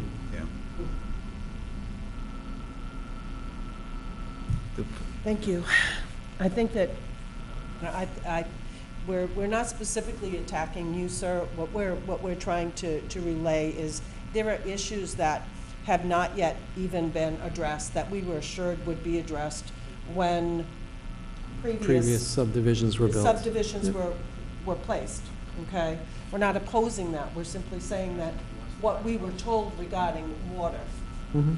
okay, and where it was going to fall, was not gonna be in our backyards, and was not gonna require us all to replace our sump pumps, you know, every 3 months because of the amount of water damage that we have, or change our insurance company every 4 times, or have to worry about the amount of traffic coming up and down the road. You know, these are issues that are real to us. And we just hope that you look at these when the final determination is made, irregardless of the fact that they have to go before the Conservation Board as the finality. I mean, we do look at the issues, I mean, and I personally, I try to design a subdivision, and anything we design, we try to do it correctly. I think the board has an engineer who has reviewed the plans, and I think he's done a good job. He's pointed out some things he wants adjusted, but, I mean, I think it's important to know, the board kind of polices us with our design. So there's a set of regulations, we need to meet those regulations, and I claim that I do, and then they have their engineer review the plans and make sure that I do. So we're gonna make some changes, and we've addressed all these issues. I will say I can't address flooding on the north side of Jesse Road. It's not we're lower than that. We can't fix it. The only fix for that is to make the culvert bigger. Well, that's precisely where I was gonna go with that conversation now. Right. Do you know what that culvert size is now? I believe it's a 24-inch corrugated metal culvert. Okay. And would you have any idea, being in the business that you are, what size would be? Obviously, it could, in my opinion, it could be larger, and if it was larger, it would reduce the amount of water on the other side of the road. Right. It's a tricky situation, that water, and how the Stormwater Management Act works. Yes, you relieve that water there, but there's a lot of water stored out in that woods that now is gonna go somewhere else, and where's it gonna go? It's gonna go downstream, so it's a tricky situation when you wanna fix a culvert. So, you know, it's not total project value, it's a drop in the bucket for the contractor to go in there and put probably a twin 24-inch culvert, double the capacity. I'm sure he'd be happy to do it. He doesn't want to see the neighbors getting flooded. He wants to be a good neighbor. But I don't know that he could get the permits. I don't know that under the Wetland Protection Act and the Stormwater Management regulations that you can do that. So it's a problem. But you're, okay. It can be done. Physically, it can be done. It's easy to throw in a new culvert. And so, if the, Paperwork and another permit, that's all you have to get. Or you need a bigger detention basin on, up there somewhere. yeah, before it gets into the wetland. Right, right. So, I mean, the town, if the highway department wants to get the permit to put a new culvert in there, double, I'm sure our developer would be happy to do that. The town may have the ability to get that permit a lot more quickly and easily than a private developer can. So, Okay. So, I mean, you just sat here and listened to all the same situations and concerns of the citizens that we've heard. I'm gonna say that the three concerns that I heard that that warrant concern for me is the traffic, because I know what you're stating, but what you don't know is what they stated, that the area where you're building was previously, and I'm going to say less than 20 years ago, undeveloped. Yeah, and now, there's hundreds of houses above you, you're adding another 18, so the traffic on a road that's probably what your estimate was, 18 to 19 feet wide, it could be an issue. So I think the traffic needs to be looked at. The culvert definitely needs to be looked at. And one of the last things that you just mentioned was the 80, I think it was 80 foot of trees that are going to be at the top of the hill before the houses are constructed. If that your developer, your client would be willing to put a buffer zone there where the Yeah, people we who could do that. purchase those houses would not be allowed to cut those trees down, so that hillside stays where it is. Yeah. We can do that. I mean, one of the things that we have designed is a swale at the back of the properties, and that would basically be the limit of where anybody would be able to, should be able to cut. Remove Because that vegetation. swale is going to become an intermittent stream, which replaces a small bit of intermittent stream we're disturbing at the end of the culvert. So that's part of our, wildlife enhancement. So, I mean, we don't have any problem putting a buffer 80 feet wide down along the side of that end of the property, no problem at all. Regarding that buffer, or that, where the swales are, I just want to be sure that if it's constructed in place, that the swales stay there, either through an easement deed or some kind of deed restriction or something, so that once the swales are constructed, nobody can go back and decide to fill them in. Right. We have easements Doing on. deed restriction is off. We have It's off easements on the, some of the major roadway. swales, the one major swale we proposed, but there are some smaller swales that we just kind of show grading to channel water, and we can put easements on those as well, so that they're not disturbed. And so the easement we've delineated is up in here, where this culvert comes out, as an easement comes into a head wall right here. There's an easement with a drain pipe, and it goes across the road. There's also a swale over here. We can put an easement on that, and then there's a swale over in this area. We can put an easement on that, and just so that they, become an area that that people aren't supposed to be altering.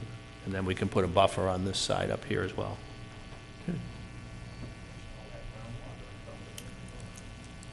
Well, I had a question with regard to the road, but I'll forget this one if I don't ask it. With respect to, once they get the approval to start, is there anyone from the town that kind of overlooks to say you are or not staying within your rules? Yes, Okay. that's our engineer who's already reviewed the plans and made the comments. He will take a copy of the plans and go out whenever they get to a certain point. Like if they dig trenches for infrastructure, somebody goes out and inspects the water line, the sewer line, they'll inspect that, and they'll sign off on it. They'll get, the paperwork will get signed off, and then they're allowed to backfill that. Then once that's done, if they're preparing the base for the road, there's a minimum, I believe it's 12 inches of processed gravel that goes under the roadway. So when they put in the processed gravel for the roadway, the engineer will go out and inspect to make sure they put the 12 inches in and it's compacted. And then they can go ahead and put the binder course of asphalt on top of that. He'll go out and make sure that they're supposed to put 2.5 or 3 inches of binder course. He'll go out and inspect to make sure that the 2.5 to 3 inches is there. Every step of the way, is that the Form E or Form E checklist, or Form F, or Form H? Form H. There's a Form H checklist that the engineer will go through. The developer will have the checklist, and every time the engineer goes, he'll sign it, date it, and then when the entire checklist is complete, that's the developer will bring that checklist back to the town and say, I've completed everything and it's been approved by your engineer. Thank you. With regard to the road, I think Mr. Osgood had mentioned they're going to build a sidewalk. Yes. Is that going to take any part of the road, or is that going to go into their property? Well, it's going to be in the taking, so the roadway layout that you see on there for the cul-de-sac is actually 50 feet wide. That's a standard taking for a roadway, 50 feet. The road is only going to be paved 24 feet wide, so that... I'm talking about Jesse Road. Oh, the Jesse Road sidewalk will be on their property, yes.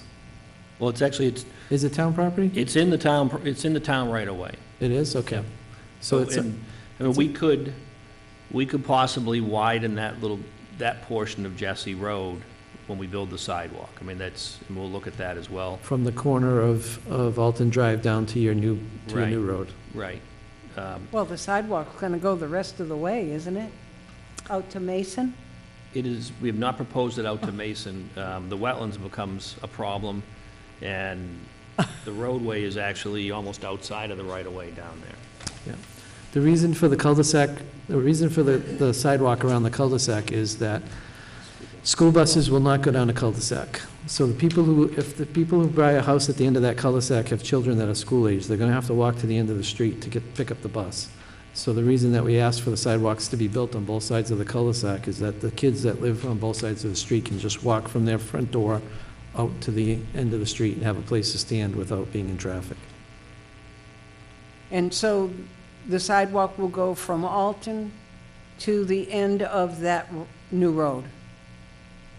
I don't think they've even proposed it that far. I think they proposed it to, around the We have cul-de-sac. it, Well, it extends down to no, here. no, I'm not talking about their new road. It comes up to the My side of issue our is- property. I mean, I will say that I've already talked to the developer. He's willing to bring it up all the way to Alton Road.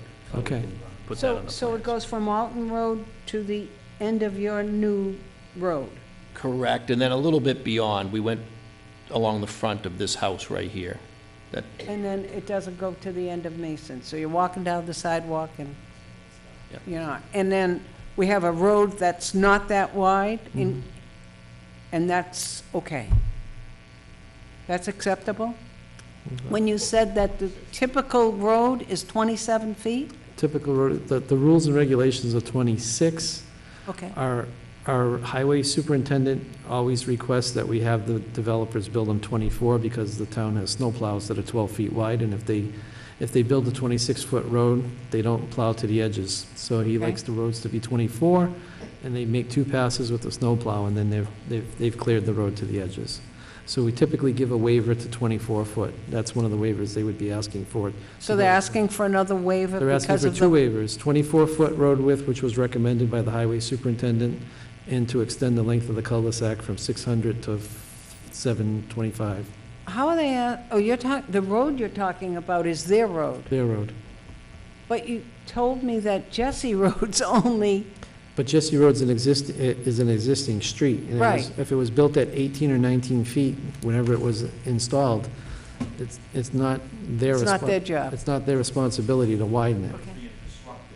Right. okay. He's adding to the flow of traffic, is what I'm getting. Sorry? He's adding to the flow of traffic by his project. Yes. Thank you. So, based on the comments that you got from the sewer department, we weren't at that meeting, you still need sign off from conservation. Right. And you now have, I believe, a 5-page letter from our engineer of changes that he would like to see. And you've heard the concerns of the public that were present here tonight. What's your,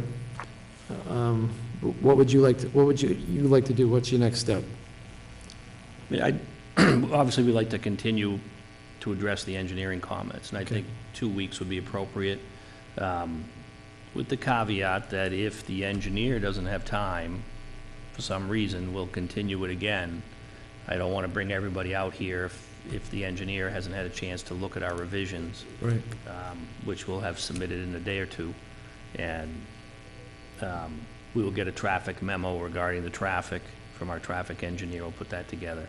The Conservation Commission meeting is next week, so Okay. we'll see what happens there with that meeting. So, and then, so I think 2 weeks would be appropriate. Hopefully, we'll have addressed everything. And if not, we'll continue so we have more time to address the issues. Okay. So then we would continue this public hearing till our next meeting in 2 weeks, which is going to be the 26th, I believe it is. 26th. 7 o'clock. Well, actually, if it's 7:15, 7:15 or thereabouts, sorry we were late tonight. 7:15. The meeting starts at 7, but the public portion will be at 7:15. The conservation meeting is Wednesday. Yes, and I believe their meetings are earlier. 6:15? 6:30. Yeah, it's the 26th.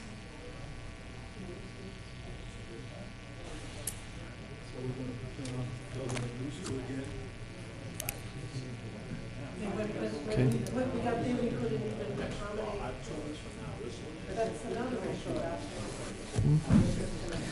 Okay, so we'll see you back in 2 weeks. Thank you. Thank you.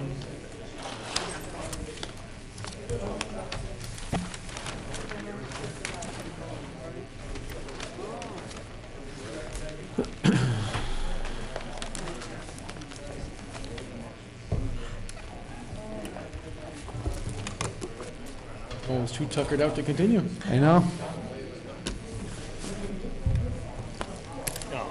Okay, next item on our agenda, item D. No, we can put restrictions on that.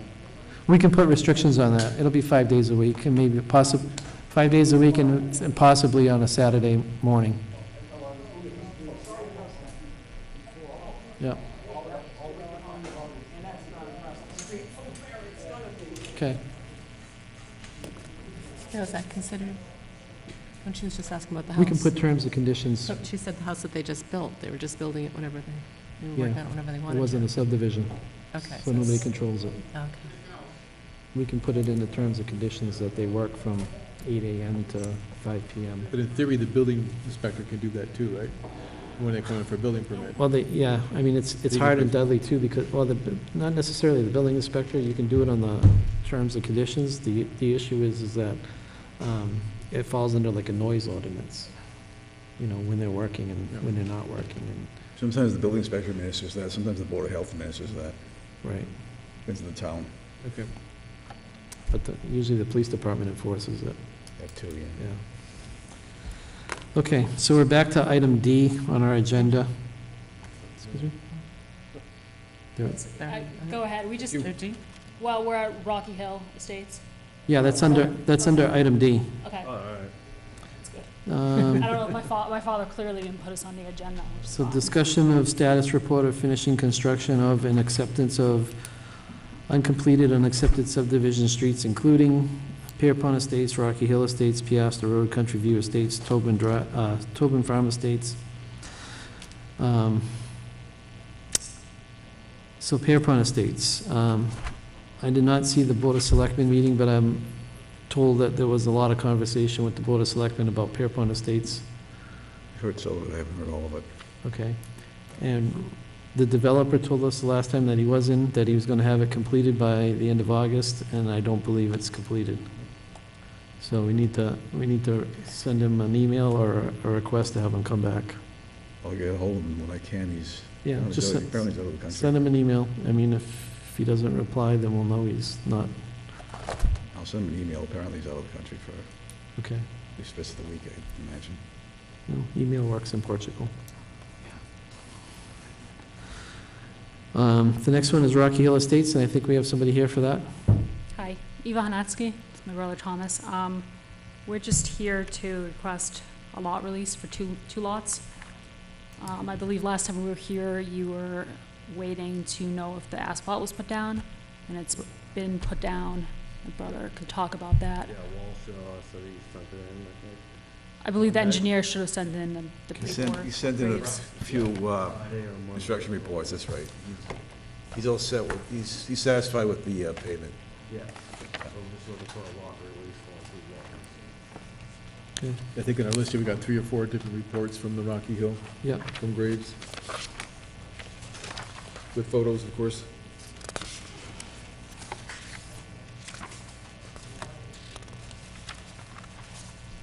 The last one's September 7th. The binder course was in satisfactory condition. The work was in conformance with the approved plans. So everything looks good, right? Yep.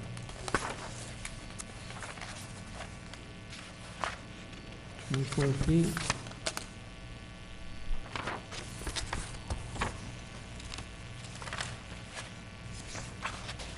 And the Form H is also in the back of the Yes. report, yep.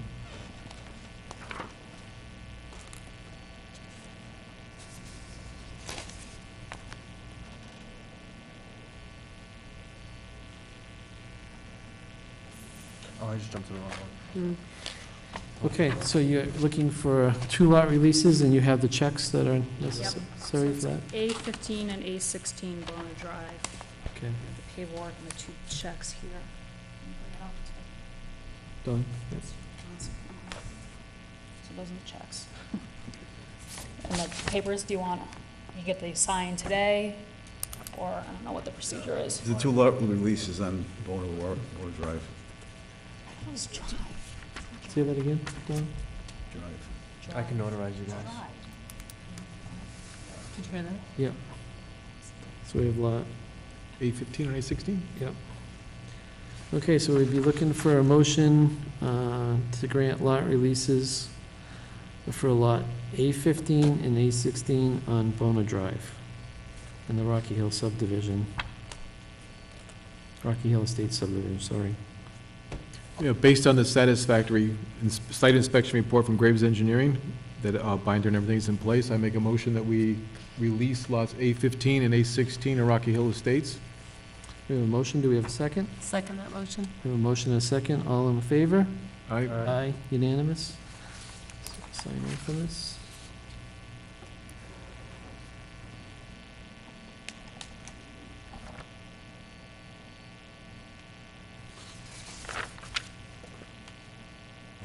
Yep.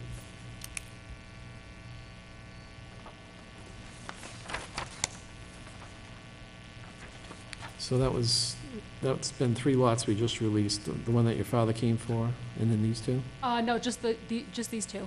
Yeah, A15 and A16, that's it. That was one of the older lots that Oh, was okay. before. Okay. So these are the first 2 lots on the new road? Yep, correct. Okay. I believe that was Greg that came in for the other lot, but that's still in the. You want me to notarize you guys? If you don't mind. Because I can't notarize myself, so I can't sign off on it. All right, but there's 3 of us, so Yeah. that's enough. All set, yeah.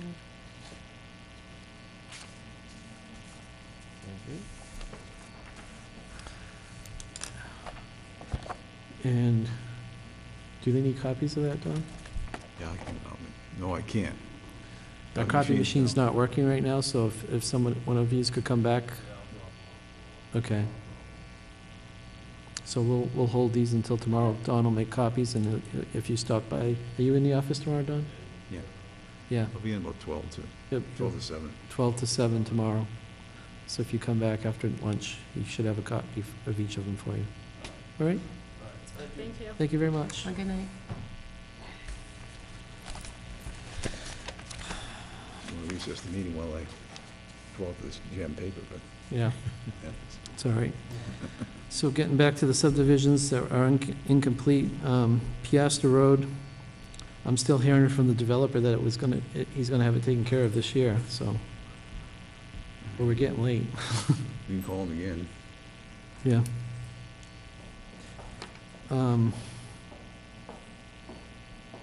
Yeah, why don't you send him an email if you don't mind? That would be Mr. Andrulevich.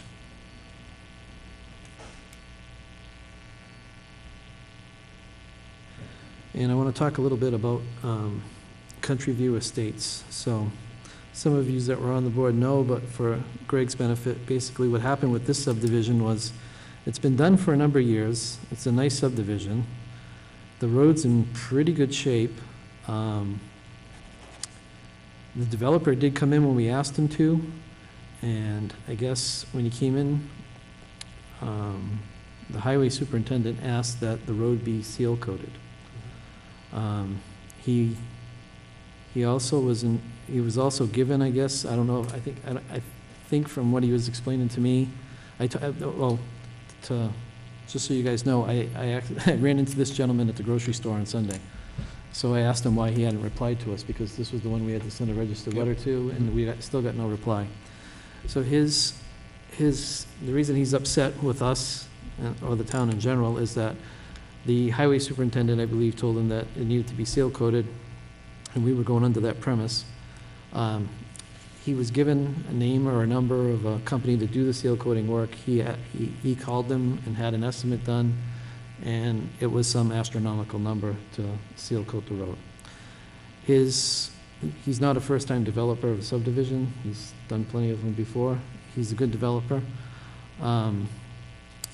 He looked at it as he was being made something, we were trying to make him do something that he shouldn't have to do. I looked in our rules and regulations. There's nothing that states that if a subdivision goes on for any number of years that you're required to seal coat the road. I know Dave's Way was done a number of years, a lot longer than Eisenhower Drive, obviously. I don't know the numbers off the top of my head, but if I had to guess, I would say Dave's Way was probably 15 years old, and Eisenhower Drive is probably around 10 years old. It was in the 1990s even. Yeah, so I mean, the other thing I did do on Sunday after I spoke with this gentleman is I took a ride over to Dave's Way, because I know what it looked like when they seal coated it. It was all brand-new, shiny black road. I went over on Sunday, and right now, if you take a ride over there and look, you're gonna see that pretty much all of the shiny black sealer has washed off. And the road looks pretty bad compared to Eisenhower Drive. I think right now Eisenhower Drive looks twice as good as what Dave's Way looks like right now. And like I said, you're all more than welcome to take a ride down there. Do you know where it is by the courthouse? Oh, yes, Upper Lions Road. I live right near it, and it's Yeah. a nice neighborhood, it really is. So, in speaking with the gentleman, he said that he would be willing to do the outstanding things, which we know that are required. Don said that there's a couple of catch basins that got heaved up from the frost over the winters, so the catch basins need to be repaired. There's also, I think you said, a water main shut-off that's heaved up. There's a water main shut off here that's sticking up. So They're that- taking care of that, I'm not sure, I'll check into that. That might need to be addressed. And I did notice that on the entire street, there was probably 2 or 3 cracks that went across the street, perpendicular to the street, so across the roadway.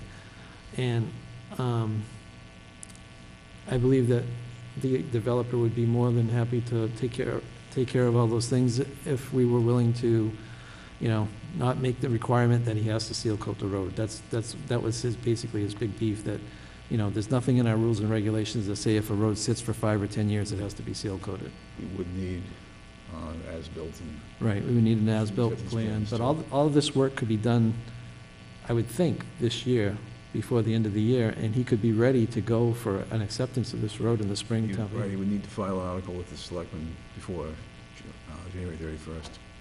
Before January 31st. Yeah.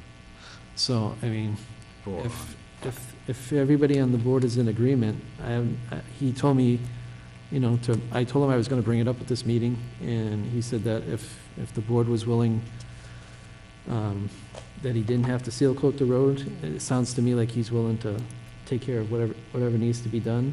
I can get back in touch with him. He said he would take my call if I called him directly. If everybody's in agreement, I think we can get one more subdivision crossed off the list. I'm fine with it. Okay. Same here. All right. So then I'll get in touch with him this week and let him know that we would require him to obviously fix any infrastructure that's not up to snuff. And only sealing that we would like to see done is have those cracks taken care of, because I think they have some kind of liquid, We gotta put the expansion joint stuff in. something like that, yeah. Stuff that, yeah. Yeah, so they could seal those cracks and not seal the whole road, just seal the cracks so that they don't open up anymore.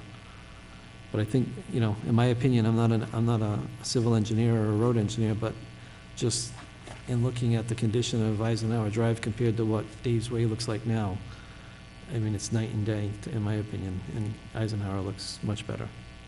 So, I think we should do what we can to get that one closed up and taken care of. I agree. All right, so that drops us down to Tobin Farm Estates. We still haven't heard anything from them. Not anything additional for the past couple of months now. Okay.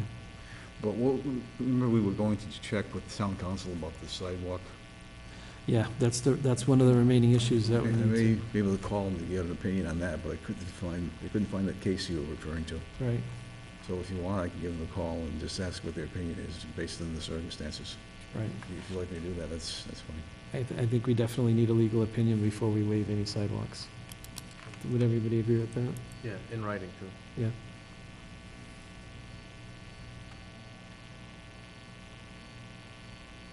From our board lawyer to the town council. Yeah, I can't see any desire to waive the sidewalk requirement, Right, and it'd be nice to get the legal backup. yep. Okay, so we, Going on to E now? yeah, the solar farm. That's still not complete, right? There's something on a binder, right? Where is that? Or is that, am I gonna jump ahead? No, it's under F, Yeah. for Foxtrot. Okay, yeah, so we did get an email, we can talk about that, seeing how we're talking on solar as a topic. We did get an email from Ed Switzer, I don't know how you pronounce it, from Forefront Power. So Forefront Power was the company that had proposed these large-scale solar array for Ramson Road on those 2 parcels of land that Mr. Derschmidt owned, who was also the developer of Partridge Hill Road. We had a special town meeting. We recommended it we recommended it originally for a annual town, or a biannual town meeting. And it was passed over for more information. We held a special town meeting. The vote passed, but because it was a zoning issue with an overlay district, it had to have a 2/3 majority vote for zoning. So we had, I believe it was 51 people in attendance, and it was like 19 to 37 or something like that for the vote. But because the planning board did endorse this, and it was it wasn't a positive result, it is possible to bring this back up for the fall town meeting. So the company is asking us if we would put that on the agenda for the fall town meeting. So, I mean, we did it twice. You're just doing it again? We're gonna- No we're- changes? No changes, nothing? we're gonna do it again, and if enough people come to the town meeting and vote to have it done, then the road would get fixed, and the solar farm would go in. If enough people come to the town meeting and vote no, again, yeah, That's- then it's fine, then there's no way we can bring it up after that. Do we have to do a motion to put that on? Do any harm. Yeah, could I get a motion that we, I move to place that back on the array for the array back on the town meeting and. we're gonna put it on the warrant for the next town meeting, yes. Okay, we have a motion, do we have a second? Second that motion? Before the vote, just one quick question. The reason we're considering this is for the good of the Partridge Hill Road, right? Correct. Okay, yeah. Yeah. Thank you. Okay, so we have a motion and a second, all in favor? I, Aye. Unanimous? Yeah, I mean, it was too bad that, I mean, at that special town meeting, only 2 people from Partridge Hill Road showed up. So, that'll Most take, of the people I think were from like Pierpont. right, yeah. And, we already did it. Sorry that, I was printing this and stopped printing. Okay, I got 3 copies. Fight over it. But if anybody wants to hang around for a few minutes, I can unjam the copy machine. can you pass it down? So it doesn't have all the fancy Oh, language. It doesn't have all the fancy language, it doesn't have all the, the typing isn't perfect, the spacing isn't perfect, stuff like that, but it's got all the text there that I have to, there's 2 more references, cross-references I have to straighten out. There's a couple of X's over there, but other than that, anything that's highlighted would be new. okay. it's So a this would general be idea. another article that we would have to support at the fall town meeting. Yeah. And this is the article that would institute the marijuana. Something to take a zoning look at, to get going. Yeah. I still have to meet with town council and with town administrator and bylaws. Get all the details. details on that. It's my understanding, and maybe I'm wrong, and this being from town council, but we can't just, we have to address it somehow, because if we don't address it, they can do it without. Anyways. Anywhere. Yeah, Any retail, And we can't ban it completely. right, we can't ban it completely because the town voted to approve it. the state voted. The state ballot Right. issue was like Yeah. 53%, I think, so the majority of the town approved it. But I think 2 towns just got told that they can't ban it even though they tried. Right, yeah. Yeah. So, and a lot of this bylaw you've already taken from approved bylaws that the Attorney General's already approved in other towns. Yeah, there was a model that CMRPC gave me. I took a lot from that one. I took a lot from, a couple things here and there from, Grafton, not so much Grafton, but Leicester, Leicester, okay. and from, what's the name of the town? It's not Harwich, it was something near with an H. I can't remember the name of the town, but anyway. It's the one that CMRPC gave me as a model as well. Hardwick? Hardwick, yeah. Okay.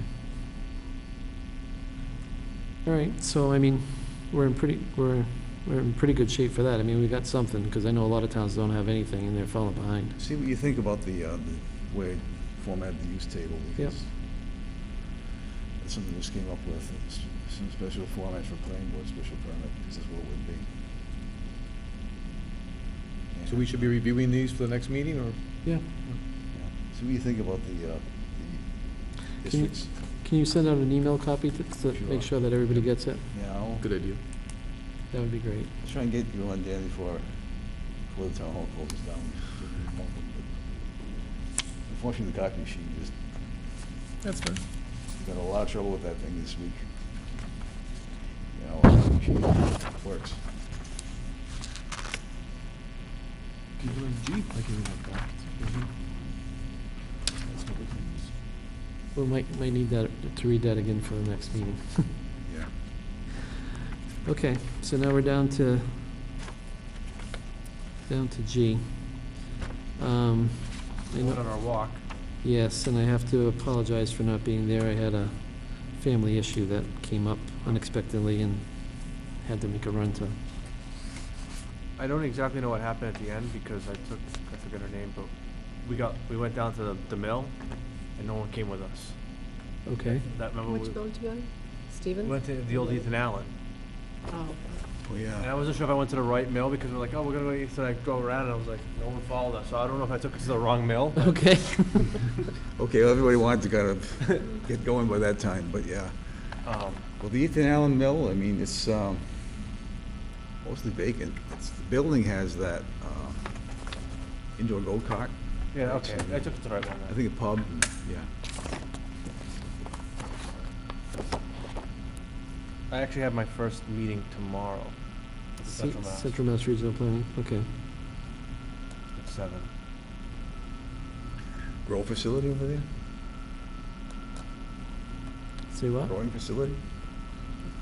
You know, that's a thing that you could think about, maybe adopting the, I mean, we have a mill overlay district that pretty much allows for anything. Maybe you want to consider the marijuana bylaw in the mill overlay district, I don't know, as a possibility. Bless you. bless you. Excuse me. I promise I won't sneeze in you anymore like I did one time. I mean, I don't know if that was something you thought of, Don, but, you know, we have the Yeah. mill overlay districts that basically We allow do anything. that too, yeah. But Would I'd that say, require the 2/3 vote in the town yes. for the marijuana, if we did an overlay? Well, there's an overlay district already, we would have to modify it.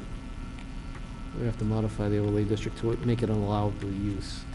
But I don't know, I mean, I don't know enough about it, I don't know, I'm sure you could do some kind of manufacturing in those facilities, but I don't know if you could actually do it, make it into a grow facility, because I don't know if they have to have some natural sunlight to make it grow, or, I think that might actually be in the industrial districts.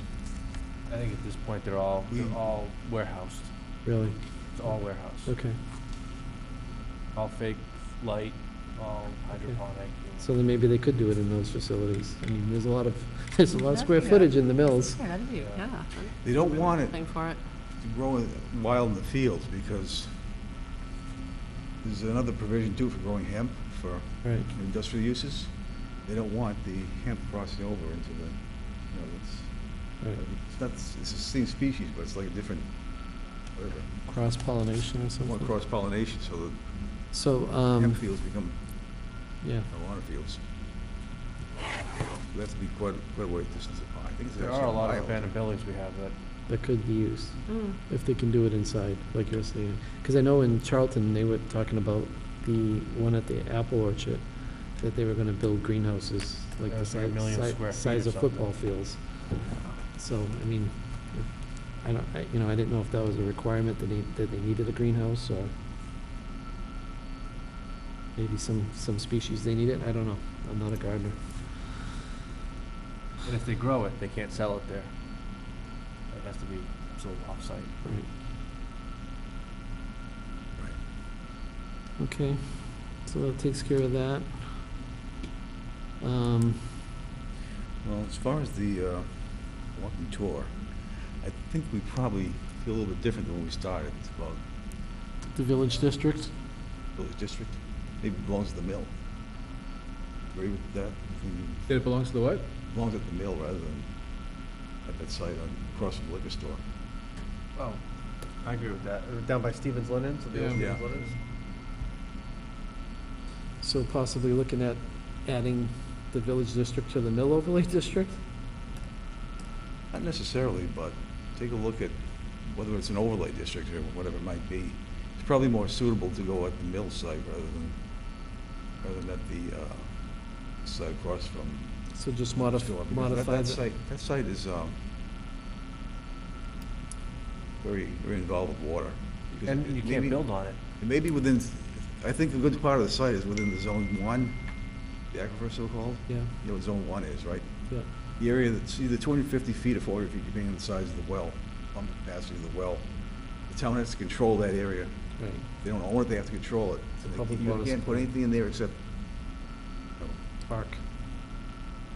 park, maybe a park, but maybe not. That might not be a bad place for a park either. Be a beautiful place. Maybe to park. Recreation Commission coming together, so. Oh, there's that one building that would be a great restaurant or something, right on the water. Yeah, that too, but, maybe it's a park site, because we do have a recreation committee being formed, so. We need another restaurant in Dudley, though. That's a good idea. A good, Yeah.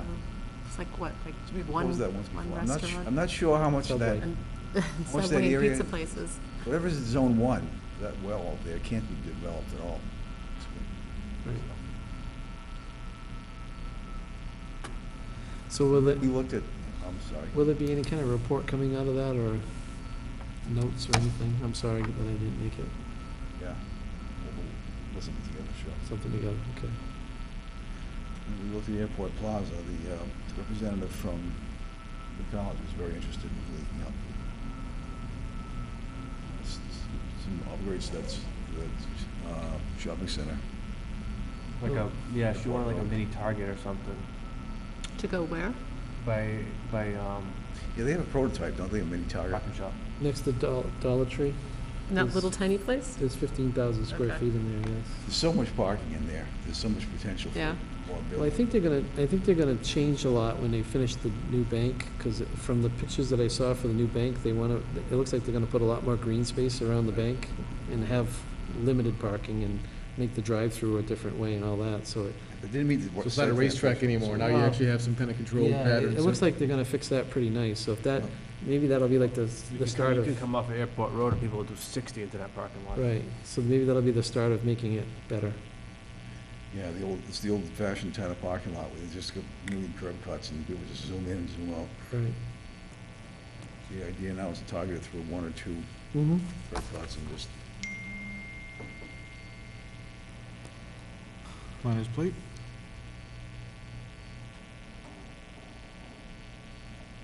On his plate. Gotta keep things moving. 4 Yeah, o'clock really. comes early. Request of, I'm getting tired. request of attorney. What's her name? Margaret Nash. Margaret Nash, yes. That's the one, I think I showed you that one, the request for documents. So fortunately, there aren't any old documents that you won't be able to find in the storage room. Okay. There's none there. They're all in the office, so it's a pile about this high. And there's a few flat plans in that dead storage area over there, so I'll just Get it moved in. get those out and get them ready, and Tuesday morning she's coming in, so I'll have it ready I'll do it at the end of the day tomorrow and have it ready for Tuesday. Okay. And you want me to talk about Mr. Sullivan? Yeah. Okay, So so, wait till he resigns? well, he did he did tell us that he was gonna be relocating closer to Boston for his job, which is understandable. I mean, it's a long ways to commute every day. So we are gonna be short one member of the planning board. We have a new person who volunteered to be an alternate. Maybe they'd be interested in becoming a full-time member until next June, when we have the next election. But Don has asked him if he can give us his letter of resignation so that we can formally appoint somebody to replace him. Yep. And I think we should, if we could, Don, I think they have a form in the Board of Selectmen's office. I think if you talk with Michelle, they have a form or a certificate that you could fill out. We can sign it at one of our meetings, basically thanking Mr. Sullivan for his volunteer service to the planning board for the years that he did serve. And, We also had another person who had a number of write-in votes, didn't we? Who might be a possibility? yeah, the one that was a The tie with you. Andrews? Andrew something, I don't remember his last name. So, I mean, we That could, might be a possibility. yeah, we can just put it out there that there's an availability, and if, like I said, if somebody wants to volunteer, they can do the same thing that Greg did on his, for his, I think we still have to do, a joint vote with the Board of Selectmen, is that true? To replace somebody? So we would, they would need to just submit their credentials, if there's more than one person, and we can bring it to a vote at a joint vote at the Board of Selectmen's meeting, and appoint a new person to fill in the vacant spot, because we're gonna need it with the subdivisions that's coming up and closing out the other ones. So it would be good to have a full board from now until June, so. But I did want to thank Mr. Sullivan for the time that he served. And, his relocation is understandable. If nobody wants to drive over an hour or ride the train for over an hour to get to work every day. And we're not going to get any, is there any other comments from the planning board? Nope. Only a couple of things I can tell you about. It's, the, Presidio, whatever that is, that trial, the appeal on the cell tower, Right, wasn't it dismissed? the dismissal got appealed, apparently. What? Oh, okay. So, Well, we have town council work on that, yeah, and that's in here. I think they gave you a copy of that. Okay. All right, I don't think we're going to get any comments from the audience. Nope. Motion to adjourn? I make a motion that we adjourn. I second that. All in favor? Aye. Unanimous?